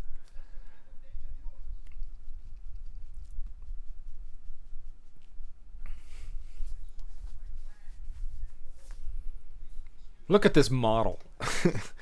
Doc is a freaking ambitious man.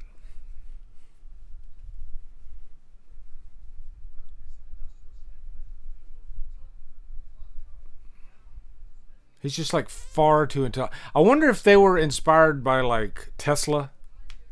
I'm sure they had a few. Like, of course, Einstein. I mean, he even looks kind of like Einstein. I mean, the dog's name's Einstein, so yeah, there you go.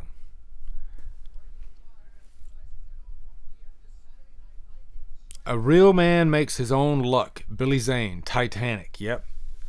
Now, a great movie with Billy Zane is Dead Calm. Dead Calm is another movie like 3 O'Clock High that is so freaking good, but like nobody knows about it. Sam Neill, they're stuck out on the ocean. Nicole Kidman. Man, that is a great freaking movie. It's intense. And Billy Zane plays, he's like this psycho. But what was I going to say? He's this psycho who, I don't think, he's not like smitten with Nicole Kidman. He just wants to take over the boat. Because he just killed all these other people on the previous boat.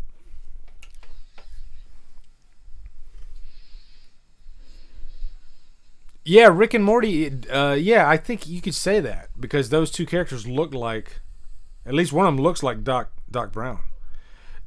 Christopher Lloyd was actually at Spooky Empire. I don't know if I missed that one or not because I didn't see him, but I know he was at one of the Spooky Empires. I reviewed a movie with Christopher Lloyd where I'm trying to remember the name of the movie. It was one of those independent films that came out, but it came out in the exact year that he would have been the age that he was supposed to be in 85 in this movie. That's all I could think about as I was watching the movie. It was like, that's what Christopher Lloyd's supposed to look like in 1985. So the movie came out in 2015. And it involved like aliens. I can't remember. Billy Zane's sister is Freddy Krueger's daughter. You just hurt my brain. Hold on. Billy Zane's sister is Freddy Krueger's daughter? Billy Zane and Demon Knight. I've never seen Demon Knight.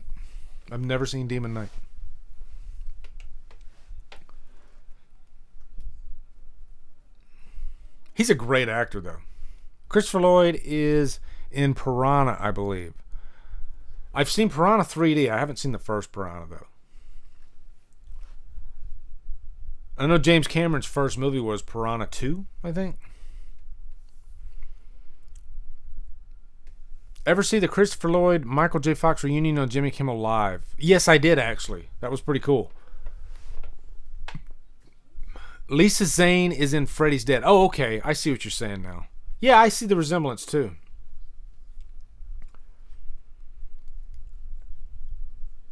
I think that's the only thing I've ever seen her in. Like, I don't think I've seen her in anything outside of Freddy's Dead. I'm sure she was, but I just never saw it.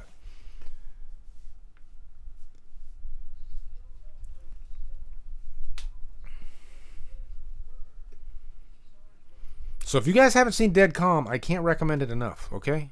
I'm foot stomping that. B-Stone was running a little late today, and I finally got home. What did I miss so far?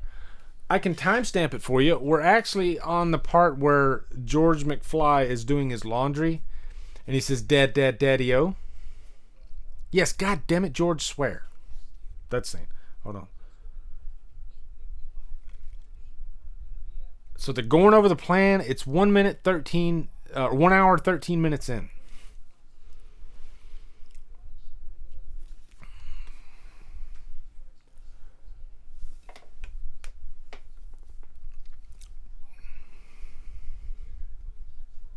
Yeah, Donald's just full of great information. I know Donald's a big fan of this movie. Donald, is this your favorite movie of all time?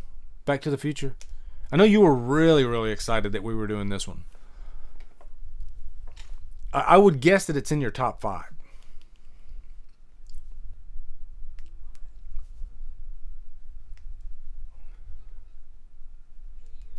Get your damn hands off her.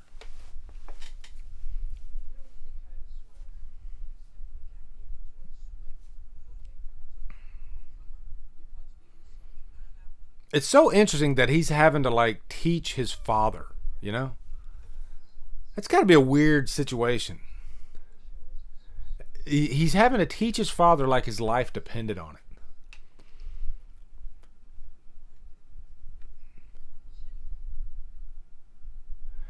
it. Um, Crispin Glover has the weirdest haircut in this too, because it's like shaved around the ears, but it's long from the top.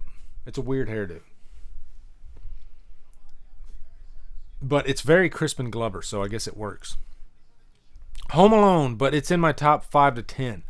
Home Alone's your favorite movie? That's cool. Yeah, Home Alone's great. Did you see that documentary on Home Alone on Netflix? It's the movies that we love or something, I think it's called. But one of the episodes is on Home Alone. It was pretty interesting, actually. Holly says Back to the Future is her number 4 of all time. I love so many movies that, I mean, like Back to the Future is a 5 out of 5 movie. So, and I've never put it like in my top 20, even though I know it belongs there. As strange as that is. My dad was probably a lot like George. Donald, you need to check out that documentary then if it's still on Netflix. One of the other movies that they do is Dirty Dancing, and that one's an interesting one too, because Dirty Dancing actually was turned down by every studio. One of the producers that they showed it to, he said, burn the negative and collect the insurance money. And then they ended up selling it to Vestron, which was a direct video. And so Vestron actually wanted to take a risk and say, hey, let's actually do a theatrical release, even though they'd never done a theatrical release before. So they did a theatrical release, one showing for Dirty Dancing. And the audience, I believe they said, was mostly like women.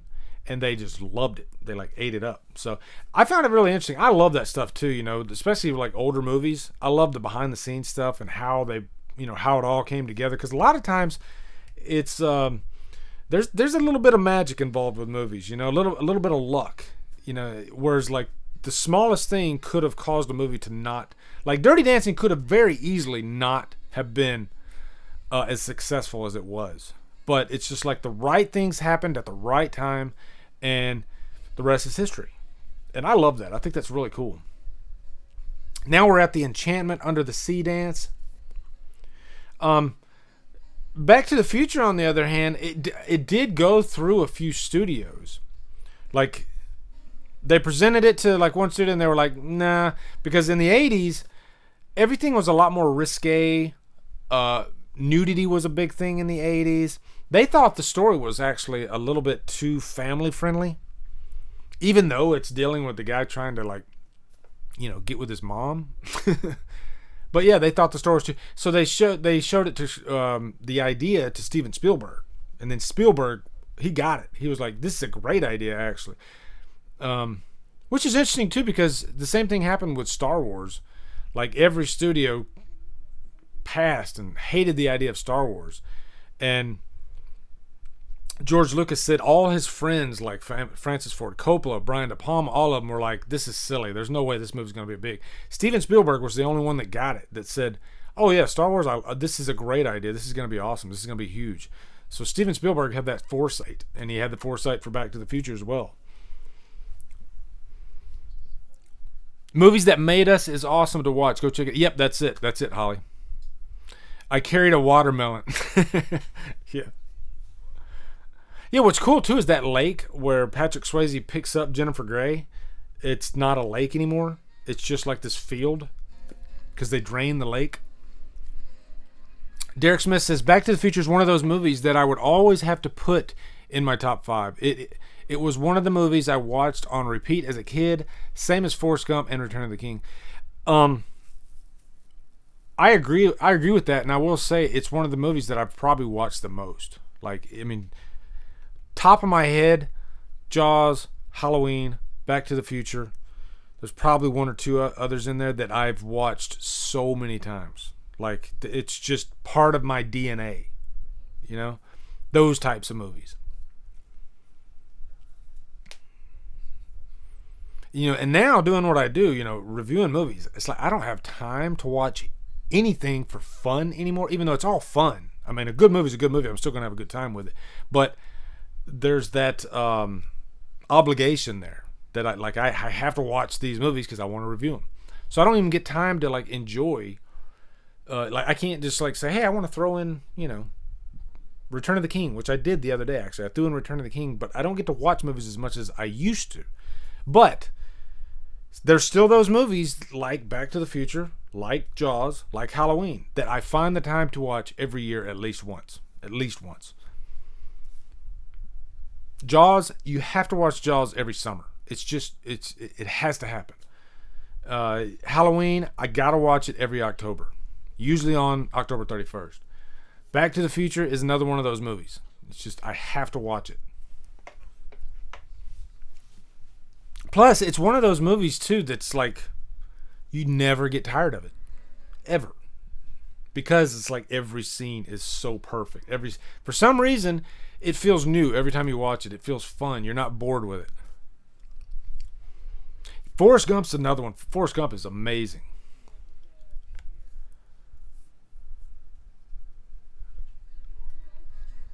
Now, do you guys know who Leah Thompson's daughter is? I'm sure one of you do. So somebody tell me in the chat, who is Leah Thompson's daughter? That's an easy one. I think I gave you guys one that's too easy. Yeah, so you got Billy Zane, Casey Neistat, who was also in Young Guns, by the way. They just threw Marty in the trunk. And they're smoking up like it's nobody's business.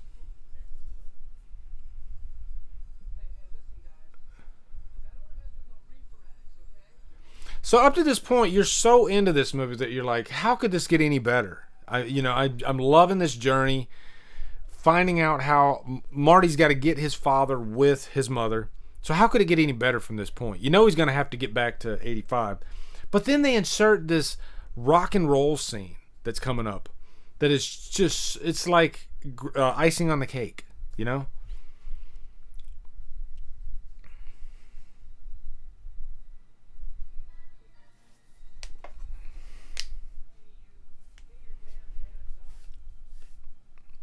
So, Leah Thompson's daughter is, I think her name's Zoe. She's an actress that's in quite a few things.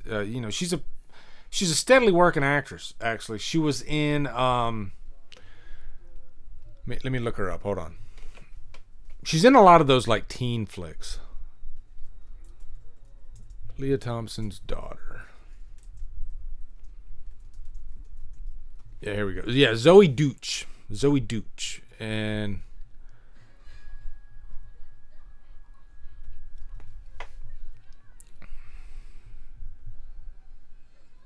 let me find what movies Zoe Deutch has done. Filmography, here we go. She's in a lot, actually. But the movies I've seen, yeah, Vampire Academy. She was in that. She was the main character in that. Before I Fall, which was kind of a Groundhog Day movie. I think that's the Before I Fall, which is pretty decent actually.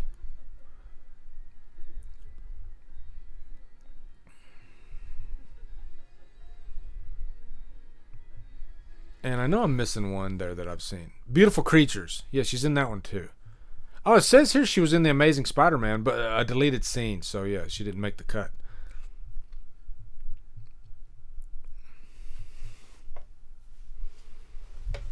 Yep, Zoe Deutch. That's it. Jordan H. Yeah, you get it.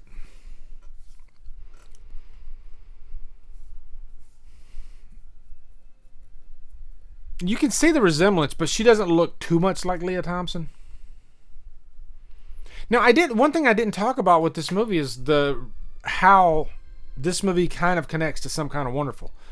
Some Kind of Wonderful got her this job because Eric Stoltz was in Some Kind of Wonderful with Leah Thompson, who played Amanda Jones, who was like the girl that he was infatuated with. And so when Eric Stoltz got in this movie, they were looking for the character of Marty McFly's mother, and they saw Some Kind of Wonderful. Like Eric Stoltz knew her, so they wanted her. They sought her out. They were like, she would be great for this part. So she ended up getting it cut through Eric Stoltz, pretty much. Which, you guys have seen Some Kind of Wonderful, right? Please tell me you've seen that. That is great. That's another movie I love from the 80s. John Hughes wrote that one, actually. Derek Smith, I love the Chuck Berry cousin Marvin Berry thing they put on there. Something I didn't get as a kid. Yeah. You know that new sound you've been looking for? Well, listen to this.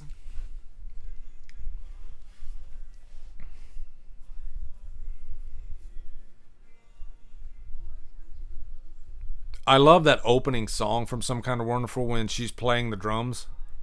I'm a drummer too, and I love that scene. I like movies like, if you give me drums in a movie, that's just like a bonus. And that movie has like great drums in it. And it's cool that she played the drums.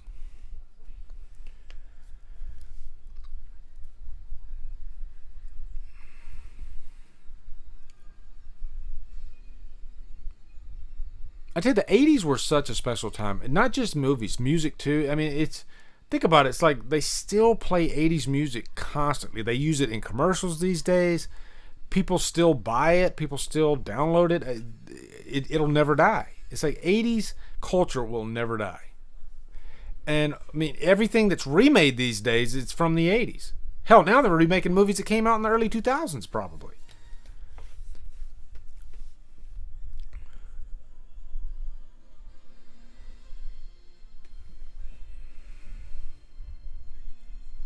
But like a lot of movies, this one, everything hangs on a moment.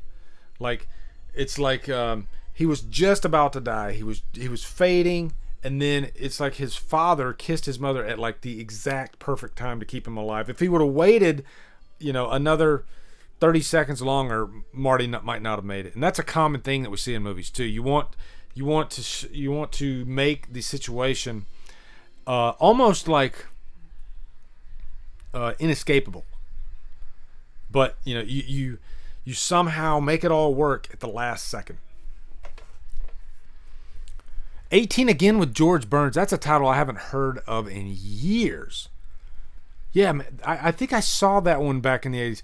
Another one was like Cocoon, which is funny because I work at an assisted living facility, and they had a movie night one night, and what did they watch? Cocoon, which is just about a bunch of old people who find their youth through this alien.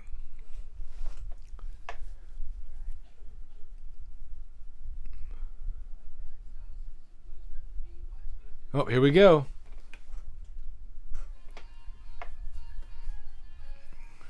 Now, I can see why Michael J. Fox was kind of envious of those that had the job to do this movie over Teen Wolf, because this is a slicker looking movie than Teen Wolf. It definitely feels bigger than Teen Wolf. Teen Wolf, it feels very small. But to me, that doesn't make a difference. I still love Teen Wolf immensely. It's another one of those movies that has a lot of signature moments that really stand out to me. It's got great music. And again, it's got Michael J. Fox. And Michael J. Fox is just one of those signature actors. And we don't have too many of those, I could probably count maybe a dozen actors like Michael J. I mean, not saying they act like Michael J. Fox. I'm just saying like Jeff Goldblum, Michael J. Fox. Hell, even Christopher Lloyd, kind of. They have this quality to them that no other actor has. And you can't learn it. It's just there. Jack Nicholson, that's another great example. Michael J. Fox was one of those actors. He just had a certain flair about his acting style. I don't know, it just had this life to it. Whereas Eric Stoltz, as good of an actor as he is, he's not Michael J. Fox. He doesn't fit this role like Michael J. Fox does. Yeah, and he really plays the guitar there too, which is awesome.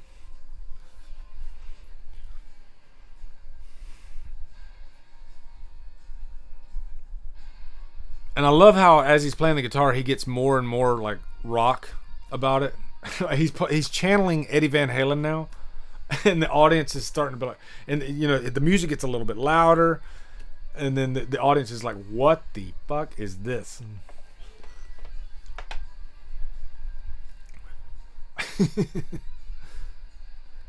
And we have the meme coming up here in a minute. I guess your kids aren't ready for that yet. No, I guess your parents aren't ready. I guess you guys aren't ready for that yet, but your kids are gonna love it. Yeah. Which is, I saw that meme for The Thing. Yeah, I miss his acting too, Holly. He was so great in the 80s.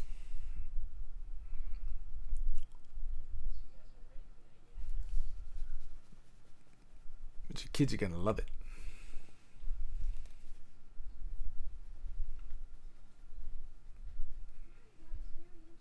I love when movies do that too, like they don't find their audience, and then like 20 years later, sometimes even 30 years later, all of a sudden they have a cult following. The Thing is a rare case because it's not just a cult following now. It's it's a mass following. Like now it's considered, like you see it on lists, greatest horror films of all time, and it makes like the top 5 now. Whereas back in the 90s, and maybe I'm wrong here. I don't know if you guys remember, but I remember back in the 90s when I looked at top 10 lists, I didn't see The Thing on there. It was still kind of looked down upon, I guess. But it's one of those rare cases where it not only got a cult following, but it was just massive. Now everybody loves The Thing. They're talking about remaking it again, which I'm scared shitless. But I guess my thing with remakes though is the original is always there. So the only bad thing for me though when it comes to that is like you get a chance to remake this, and if you fuck it up, then sometimes that's it. You never will get a chance again, or you might get another chance, like Black Christmas. I'm calling it right now. With the atrocity that was the last Black Christmas, I don't think we'll ever see another Black Christmas again. I think the chance is gone. Unless some other studio outside of Blumhouse that has somebody that's just like super, super passionate about the original Black Christmas. So much so that they want to put money into it and make it right. That just never happens in Hollywood. It doesn't. Especially for a remake. They're not going to waste their time. They're not going to take that gamble. So, it's a shame. Michael J. Fox was pretty hilarious on Curb Your Enthusiasm. I didn't see that one. That's a funny show though. Is it so loud that the principal covers his ears twice? You see him uncover it twice. And Derek Smith says, we're supposed to be getting a 35th anniversary 4K. Yeah, I'm surprised we don't see this one on 4K yet. Yes, that's right. Dave McCray is doing It's Me, Billy. I'm curious to see that. Yeah, he's really passionate about that too. I mean, he's been hyping up that It's Me, Billy for a while now. So I wonder if he's probably gonna be releasing it, I would think, by Christmas of next year. But yeah, I'll definitely be curious to see that. I mean, it's a perfect title for it too. It's Me, Billy. I mean, that's the crime that The Last Black Christmas did. It didn't even include Billy. Which, are you fucking kidding me? That'd be like making a slasher Halloween movie and not having Michael Myers in it. Now, you can do that, but you better replace him with somebody that's equally as menacing, which is not an easy thing to do. You really don't want to replace Michael Myers anyway. If you do, you want to go the route that Halloween 3 did, but we saw what happened to Halloween 3. That movie was hated for a good 20 years. And then people finally started coming around to it. Even me, I hated it when I first saw it because I was so mad that Michael Myers wasn't in it.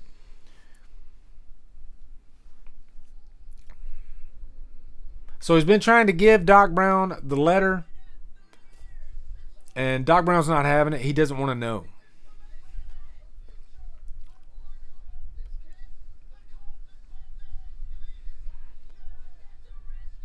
And I think we missed the scene too. There was a scene where he was setting up the metal cable, and then in the background you saw this guy walking with a trench coat. And they say that was not planned. It was an extra, but he looks. If you watch Back to the Future Part 2, Doc Brown's actually wearing that same color trench coat and walking behind his self from 1955.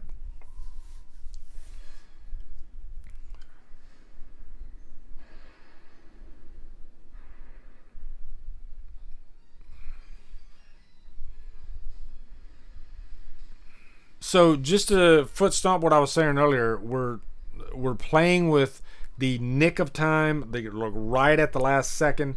He's going to connect the cable, crank the car. He's going to have trouble cranking the car. He finally gets it cranked, floors it, and by the time he gets there, it's like right at the second, and that's the way you want to do it. DJ, what's up, man? Just got home from dinner. Figured I'd pop in for the rest of the stream. Thanks, man. Nice to see you here. Yeah, we're they're at the clock tower right now. So we probably got another 15, 20 minutes.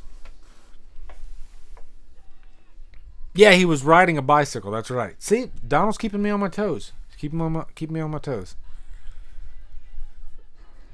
Justin Graham says if it was titled Season of the Witch and not Halloween 3, I think it would have been received a lot better by audiences when it was originally released. Yeah, and that's the thing that you hear people say too all the time is if it wasn't, if it was just called Season of the Witch, still had the same production team, it probably would have done better, I think.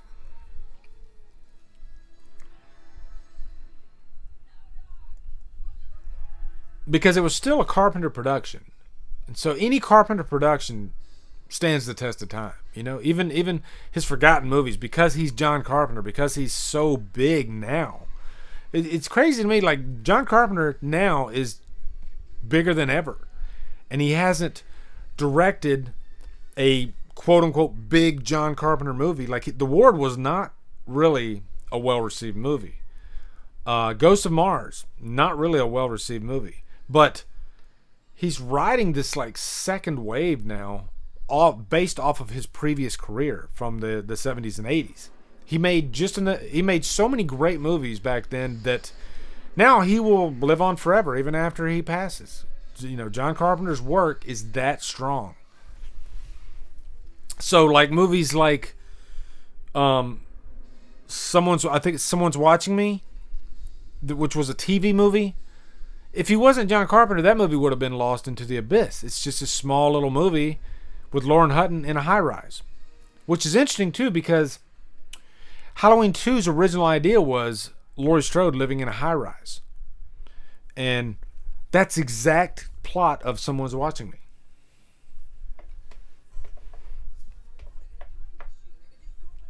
And it's one of the few John Carpenter movies where the score has nothing to... he didn't do the score at all. Kind of like The Thing, but The Thing score sounds very Carpenter-ish.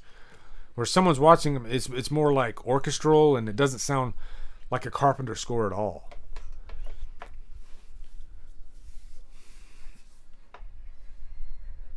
I think the mistake Halloween made was it confused people because you had two movies with Michael Myers.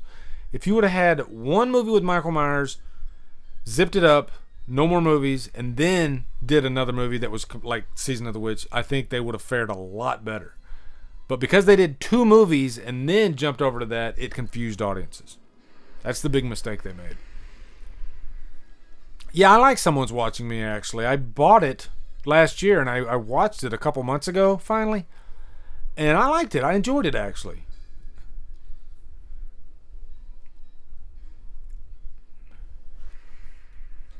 Plus, I like that setting. It's in a high-rise. I don't know. I like unique settings in horror movies, especially slashers. Just makes it memorable. So DJ says, I know it won't happen, but what if he directed Halloween Ends, booking ending? Oh my God, that would be amazing, DJ. Jesus, how come I never thought about that? But man, if David Gordon Green handed the reins over to Carpenter for that last movie, oh my God, that would be crazy. I don't think Carpenter would do it just because of how old he is and how much stress that would put him under. I think he's comfortable now with just not directing, He's at that point in his life where he scaled back. I'll do a score for you. Why not? But even with the score, he had help from his son and his godson. So he's not the ambitious Carpenter that he was back in the 70s and 80s. So yeah, nick of time, right? We got Doc Brown. He can't connect the cable. So he's got to literally slide down. I mean, this is freaking Hollywood 101. I mean, if you want, action movie. This is stuff we see in action movies. Bringing it down to the last second. Gripping your seat, so to speak, Keeping your audience on their toes. That's what they're doing here. You know that he's going to make it. That's the thing, too. You know how this story's going to end. It's one of those movies you know that. And I don't know if it's just in the 80s, because now it's like writers, they play around with stories and endings a lot more now than they did back then. Whereas back then, people loved happy endings. I think that's just what it came down to. Whereas now all bets are off. You don't know if you're going to get a happy ending these days, even in movies that are supposed to be family friendly. I think movies are a lot more unpredictable with their endings now. Whereas in the 80s, you had to have that happy ending, You got to give that audience what they want.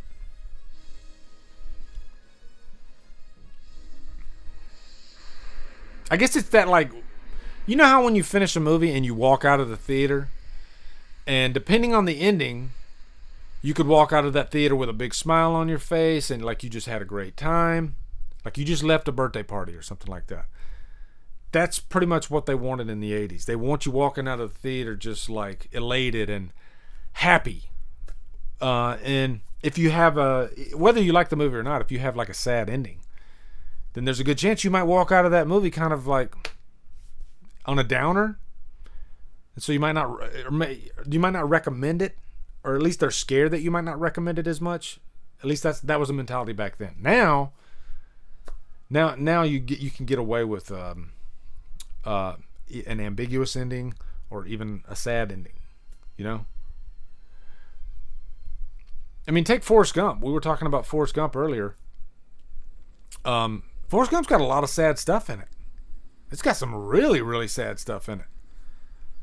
But it's got some really happy stuff too, It's just a really ambitious movie, and it plays with so many emotions, and I think that's why Forrest Gump is so great. That's why it works so well. Whereas Back to the Future, it's just fun with a capital F. So now that it's funny, he's back in 1985. It looks completely run down, beat up. He sees the homeless guy, Red, sitting on the bench, and he couldn't be happier. He's like, "Home sweet home, I'm back. Home is where you hang your hat, right?" Even though 1955 looked, polished and nice and neat, he couldn't be happier because he's at home. He's back to 1985. But the stroke of genius is coming up. Because you're wondering what's his family going to look like now, because we know some changes have occurred. The way that his dad met his mom is different now than what it was before he went back to 1955. So we're just waiting, like, what's it going to look like when he gets home now, because his father has this new self-confidence, and it just completely changes the trajectory of his life.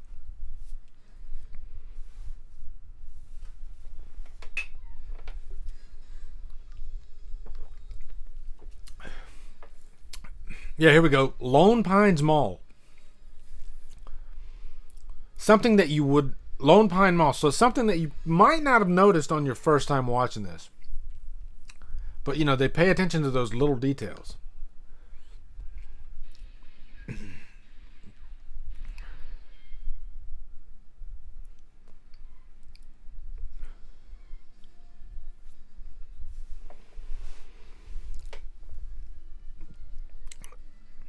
DJ said he's happy that the movie theater is back to showing smut again. Yeah. Did they show smut in theaters in the 50s? I don't think they did. I wonder if Red is the former Mayor Red Thomas. It's a good question. Shows back up to be a hero. Gets wrecked.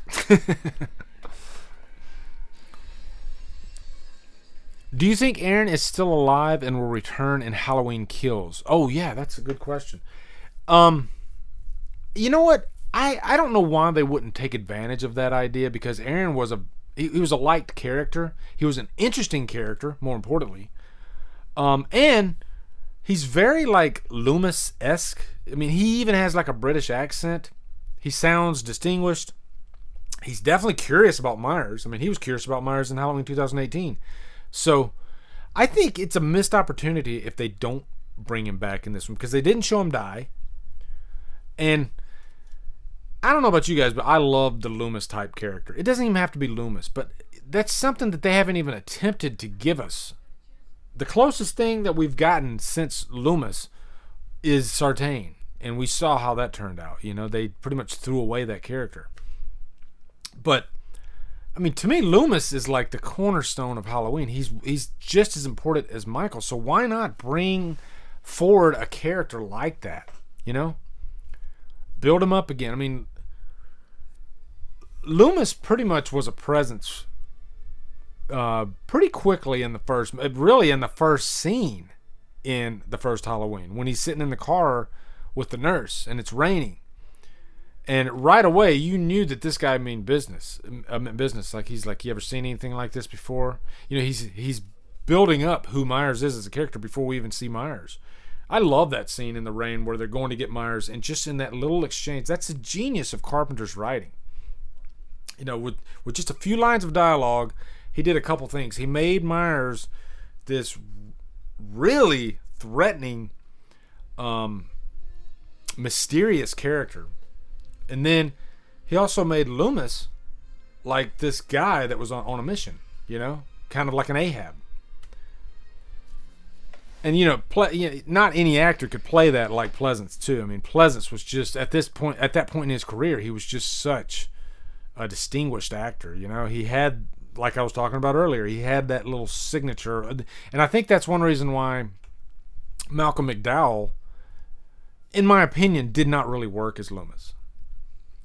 Malcolm McDowell's a great actor, but for some reason, and it could be a couple different reasons, but I think Donald Pleasance brought something so signature to the character of Loomis that you almost couldn't recreate it unless the actor pretty much acted like Loomis. That's why we all got chill bumps when we heard that Loomis voice, that voice actor in Halloween 2018. I mean, that guy nailed it, and it gave me chill bumps. Because that was Loomis. It needs to die. I didn't really get that with Malcolm McDowell. He just wasn't as interesting as Loomis as Donald Pleasance was. So now he's back. He sees his family completely, which is interesting that they live in the same house. Like they didn't buy a nicer house. They bought the same house, but it just looks nicer inside. Which I do like that. Like, you know, you can make any house look great. Like, I've been in houses of people that had, you know, they were pretty much well off, but their houses looked like a pigsty. You know, and then I've been in the opposite situation where somebody, they're very low to middle class, but their houses were spotless. You know, just depends on what type of person you are.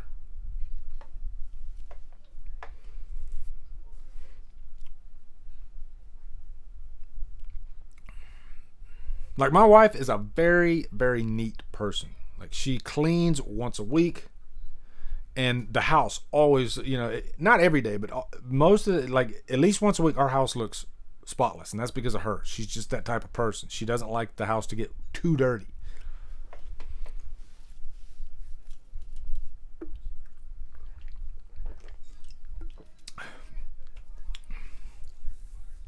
But she can't come in my evil lair, because if she comes in my evil lair, she'll want to change things. Especially if I have stuff like, you know, disarrayed and everything. So Biff, one little thing to notice here too is that George has this nice, thick, full head of hair. Which is interesting that his hair's grayer now. Whereas it was like pitch black before. And the reason for that is because he's a hard worker. And when you work harder, you tend to have, I guess your hair goes grayer quicker. Whereas the previous version of George McFly was unsure of himself. He didn't know what his path was.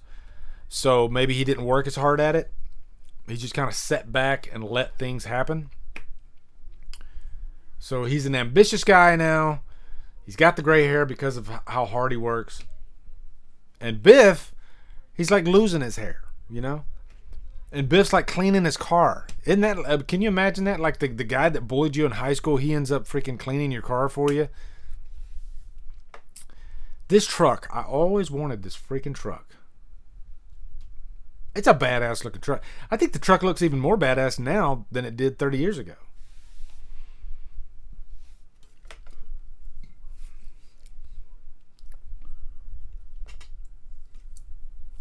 I'm spilling Monster all over myself. Roads, where we're going, we don't need roads.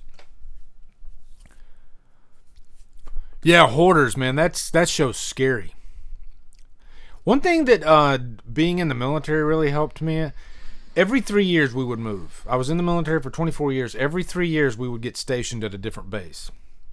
I went from, I'm going to count it down for you. We're at the scene. Oh my God, Doc looks silly. He's got the future outfit on. But we went from, I lived in Denver, Colorado for 2 years. Lived in Panama City Beach for 3 years, something like that. Went from there to Oklahoma City. Went from Oklahoma City to, where did we go after Oklahoma City? Oh, here, actually, Melbourne, Florida. I was stationed here at Patrick Air Force Base back in 2000 to 2004. After here, I went to Korea for a year. After Korea, I went to Spokane, Washington. I lived in Spokane, Washington for a couple of years. Now, the car's going to fly here. I like the license plate, too, how it looks all like futuristic. We don't need roads. From Spokane, Washington, I went to Japan, lived there for 3 years. From Japan, I went to Cannon Air Force Base. Credits just rolled. Cannon Air Force Base, New Mexico. Clovis, New Mexico. Worst base stateside you could ever get stationed at. There was literally a Walmart there, and there was the shittiest movie theater I've ever seen in my life. Like, it literally had 6 movies playing, which is fine, but the theater literally had boxes stacked up in front of the screen, and we lived there for 2 years. The boxes never moved. So we would have to drive to either Albuquerque or Lubbock, Texas, and it was like an hour and a half away. And so from there we ended up moving to Moody Air Force Base, Georgia, which is where I started my channel, and then to here. So you see how many times I freaking moved? And the point I'm trying to make here is that every time we moved, we were forced to clean house, because you have to get your house packed up. And what do you do when you pack up? You throw away the clutter. You get rid of stuff that you don't really need. So every 3 years we were forced to do that, and it was a good thing, because if we lived in the same place for 20 years, we probably would have had a lot more than we do.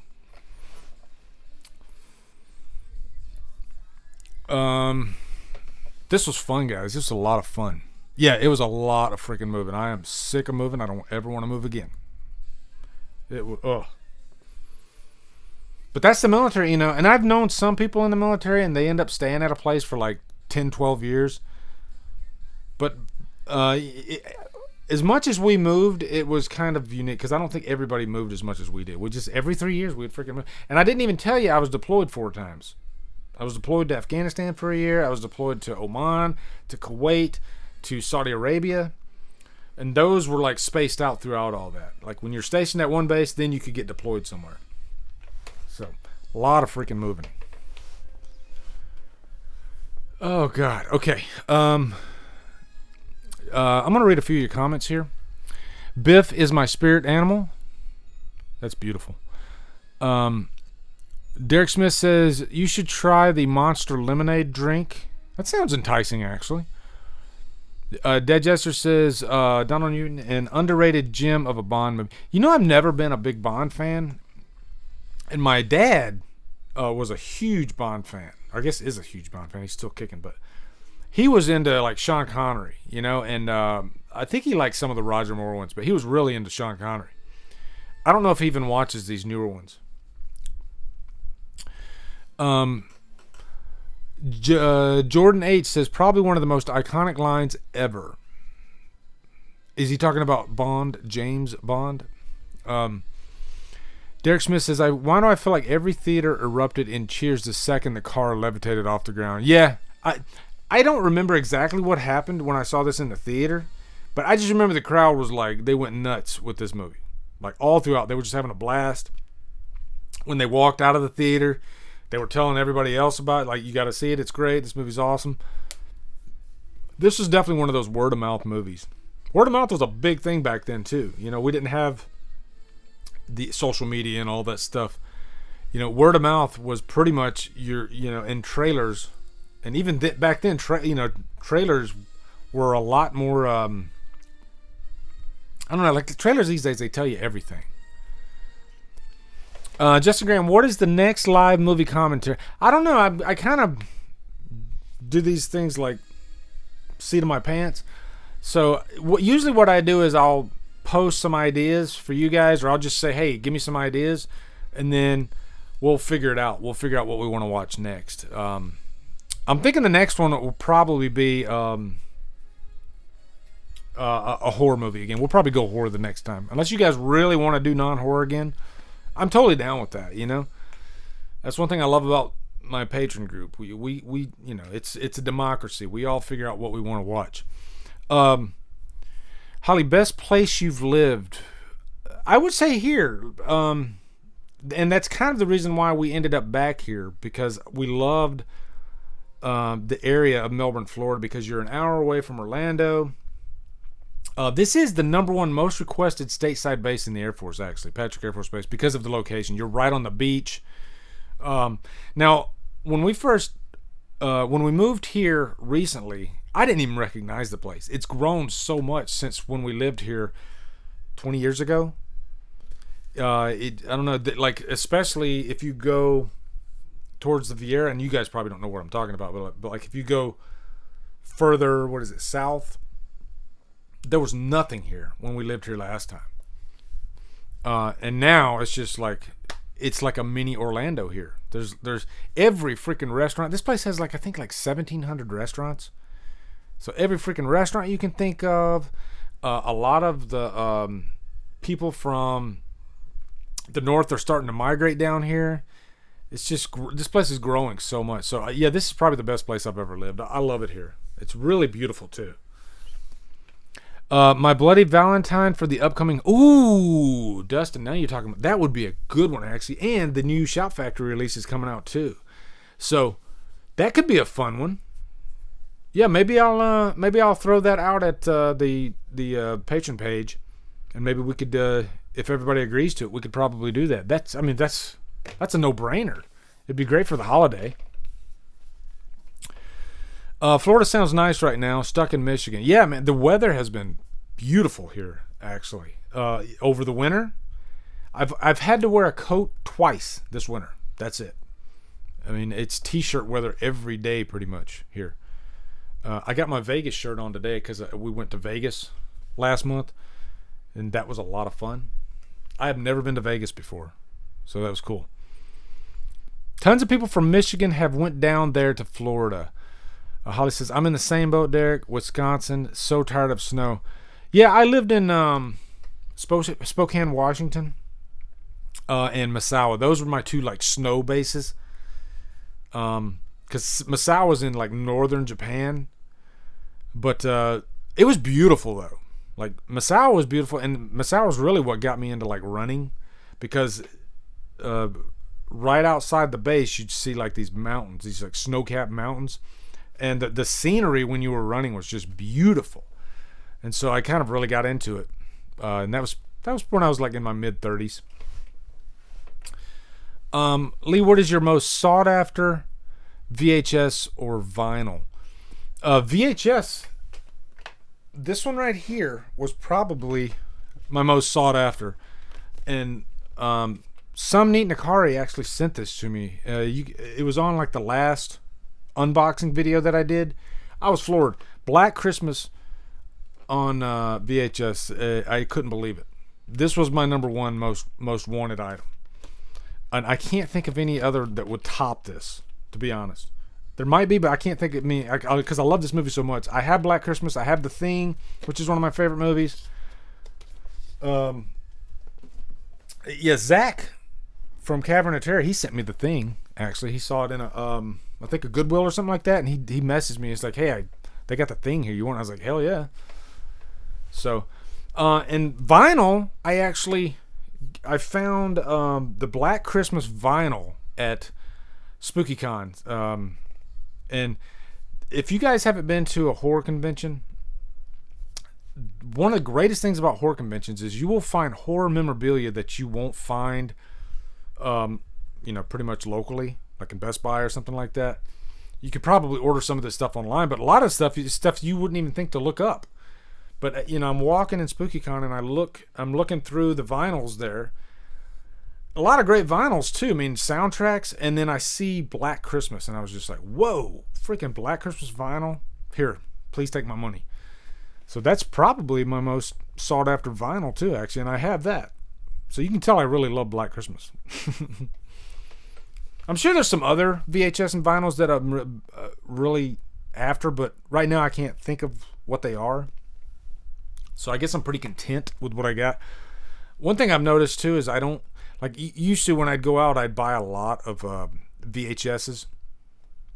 I was much more impulsive then, whereas now I'm super, super picky because my VHS collection is getting so big. Like I probably got 150 VHS tapes now. And I literally had to turn away. Like one of my subscribers, he was sending me a lot of VHS tapes, and I hated to have to do this, but I messaged him. I was like, I really appreciate it, but you don't have to send me any more non-horror VHS tapes. And I'm not being picky here. I'm not telling you, hey, send me only. No, I'm just saying, I don't want you to send me something that I'm not gonna watch. Like he was sending me a lot of VHS tapes that were non-horror, that were just movies I wasn't gonna watch at all. And I was like, I don't want you to have to go out of your way to buy this stuff. So yeah, my VHS collection is just like way too big now. So now I'm really looking for like niche titles. There was one, Splatter University. I found that one at a Goodwill when I first started collecting VHS, and I'd never even seen that movie, but just the cover, everything about it, I was like, wow, that's kind of what got me into wanting to find niche horror titles on VHS, because a lot of times they're hard to find too. Let's see. Okay, Lee, time to put you on the spot. The Wicker Man. I know. What's funny too is I'll think, okay, I got to get to this review. This review's coming like 2 down the line, okay? And then, of course, something will happen. I'll get a new release that'll come out that I got to get a review on. There'll be a top 10. And then I just get sidetracked with so much stuff. And then I'm like, oh shit, I forgot to do that. So it's definitely on my list. I got to buy it too, actually. And I'm really impulsive with things. Like after I did that top 10 possession movies, my comments were just flooded with people saying Exorcist 3, Exorcist 3. And so many people were saying how great Exorcist 3 was that I started... It made me really want to watch Exorcist 3, so I freaking ordered it like right away. I'm very impulsive like that, you know? And if I'm impulsive, it's like I want to capture the moment and I want to give the best review I can, and that usually is when I'm really like into a certain movie. You'll notice that too in like a lot of my reviews. If I sound really like I can't wait to tell you about like my Pieces review, you can tell I'm like so excited about that movie when I'm talking about it. So yeah, I'm just very impulsive like that. And on the flip side of that, I don't want to review something where my heart's not like completely... I want to really be into the movie, and I'm looking forward to watching like movies like The Wicker Man. You know, looking forward to watching, but I want to be like in that moment. Like I want my life to be Wicker Man at that moment. So that's kind of that explain. I'm just too impulsive, just way too impulsive. I wish I was a little bit more organized, because there's a lot of YouTubers out there. They schedule everything and everything's organized, and I try to schedule myself, but I always get sidetracked, you know? And I think my mother would probably, she'd probably, you know, take responsibility for that, because my mother knows how sidetracked, hell, even my wife, I get distracted by things like so easily. I know you're messing with me, but yeah, it's the truth though. And I'm sure you're probably, because you review stuff too, I'm sure you're like, sometimes you'll see a movie and you're like, oh my God, I gotta talk about this like right now. Like there was a movie, what was it? Goodnight Mommy. I remember when I first saw Goodnight Mommy, I was just like, oh my God, take me to my review chair right fucking now.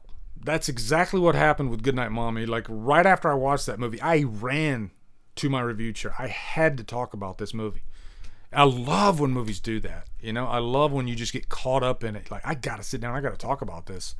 And it's usually those reviews where you sit down and you don't even like, I'll take some notes, but I don't even have to like look at the notes. It just all just starts flowing out of you, you know. And I think those are like the best reviews. So how did you like that In and Out? Now here's the real talk right here. Ebert, glad to see you in here, man. I'm gonna be completely honest with you, and it's probably because my expectations for In and Out were built over years, like for years and years and years and years. I remember reading this book too. There was a book I was reading, and they were talking about In-N-Out Burger and how it was like the most amazing thing ever. So anyway, fast forward a few years. Finally, I go to Vegas and I'm like, oh my God, there it is. You know, there was almost like a freaking halo around the top of it. I couldn't wait to eat this burger. It was okay. Long story short, I ate the burger. It was good. Fries were okay, but then I was like, God, it's just, there's no way this burger could be as good as I expected it to be. And if I'm being honest, I still kind of prefer Culver's. We have a Culver's here. We got 2 Culver's burger places here. And I'm a fry guy. Like, if you fuck up my fries, then you fucked up my whole meal. Culver's fries are amazing. Like, and I'm a crinkle fry guy. You know, I'm all about crinkle fries. And Culver's fries are now the best fries out there for if you like crinkle fries are Zaxby's. I don't know if you guys have ever even heard of that. Zaxby's does wings, but their fries are amazing. Same thing with Culver's. Culver's fries are really good, and their burgers are excellent. So the fry burger combo, I'm giving it to Culver's. But In-N-Out was decent. It was okay. It was only one time I tried it though, so it could have been a bad day. I don't know. I'd like to try it again. But I mean, the burger, it tasted fresh. So, yeah. So that burger Chinese democracy, yeah, exactly. It was way too Chinese democracy-ed, for sure. But anyway, man, this has been fun, guys. You guys make this easy, too. Like usually when I'm doing a commentary, I'm like, I still get nervous as hell. Because I'm like, you got to freaking talk for 2 hours when you're doing a commentary, or an hour and a half, or whatever it is. But Back to the Future is an easy movie to talk about anyway. And then you guys make it easy too. Butterburgers, yes, that's exactly what they call them at Culver's. Man, they have the best buns ever. We probably go like once a week, like on the weekend. That's our routine. When I'm off and my wife's off, we'll go to the gym, and then we'll go get probably Culver's, or we go to this pizza place called God, I can't remember the name of the pizza. Blaze Pizza. That's it, Blaze. And I don't know if that's just a Florida chain, but it's kind of like a Subway, where you order your pizza and then you go through like this assembly line, and they actually make the pizza right there in front of you. Like you tell them what toppings you want, kind of like you would at a Subway. And so they build it right there in front of you, and then they throw it in a brick oven, and then like 5 minutes later it's done. It's good though. Donald, love you too, brother. Gotta go. Hope you can do Father Death sometime. I'll let you know how my appointment goes tomorrow. Yeah, man, good luck with that. Yep, I actually prefer Five Guys over In-N-Out. I'll say that right now. And I've had Five Guys quite a few times. Decent stuff. Anyway, guys, I guess I'm going to hang it up too. This was a lot of fun. And I'm totally cool with doing, we could do Valentine, or we could do My Bloody Valentine. But it'd be kind of cool to do like a themed type of movie for February. So you guys think about that, and if you have any more ideas, I'll make a post about the next commentary though. And I like the turnout this time too. It was nice to have at least a good number of us in here, so we could all chat it up, have a little chat after the movie and everything. But this is a lot of fun, guys. Anyway, I hope you guys have a good night, and I'm gonna hit the sack. I gotta go to stupid work in the morning. But yeah, My Bloody Valentine could be fun. Cheese curds down there in Florida. That doesn't ring a bell. I'd have to. I don't think so. Like I'm sure they do, but I haven't seen them yet. Cheese curds. I'm not sure. So, one of those two would be solid for February. Yeah. I'm actually kind of excited to do either one of them, but even just Valentine would be a lot of fun, actually, with Denise Richards. I like the Cupid mask, too. So, either one of those would be great, though. So, I'm not trying to steer you in any direction, I promise. Okay? So, anyway, night, everybody. Dustin, thank you for jumping back on board, man. I appreciate it. Yeah, you guys are awesome. I always say I got the best patrons out there, so... Anyway, had a great time, guys, and this will be up for the rewatch if you guys want to watch it again later. And I hope you guys all have a fantastic night. Anyway, take care of yourselves, all right? Have a good night, guys.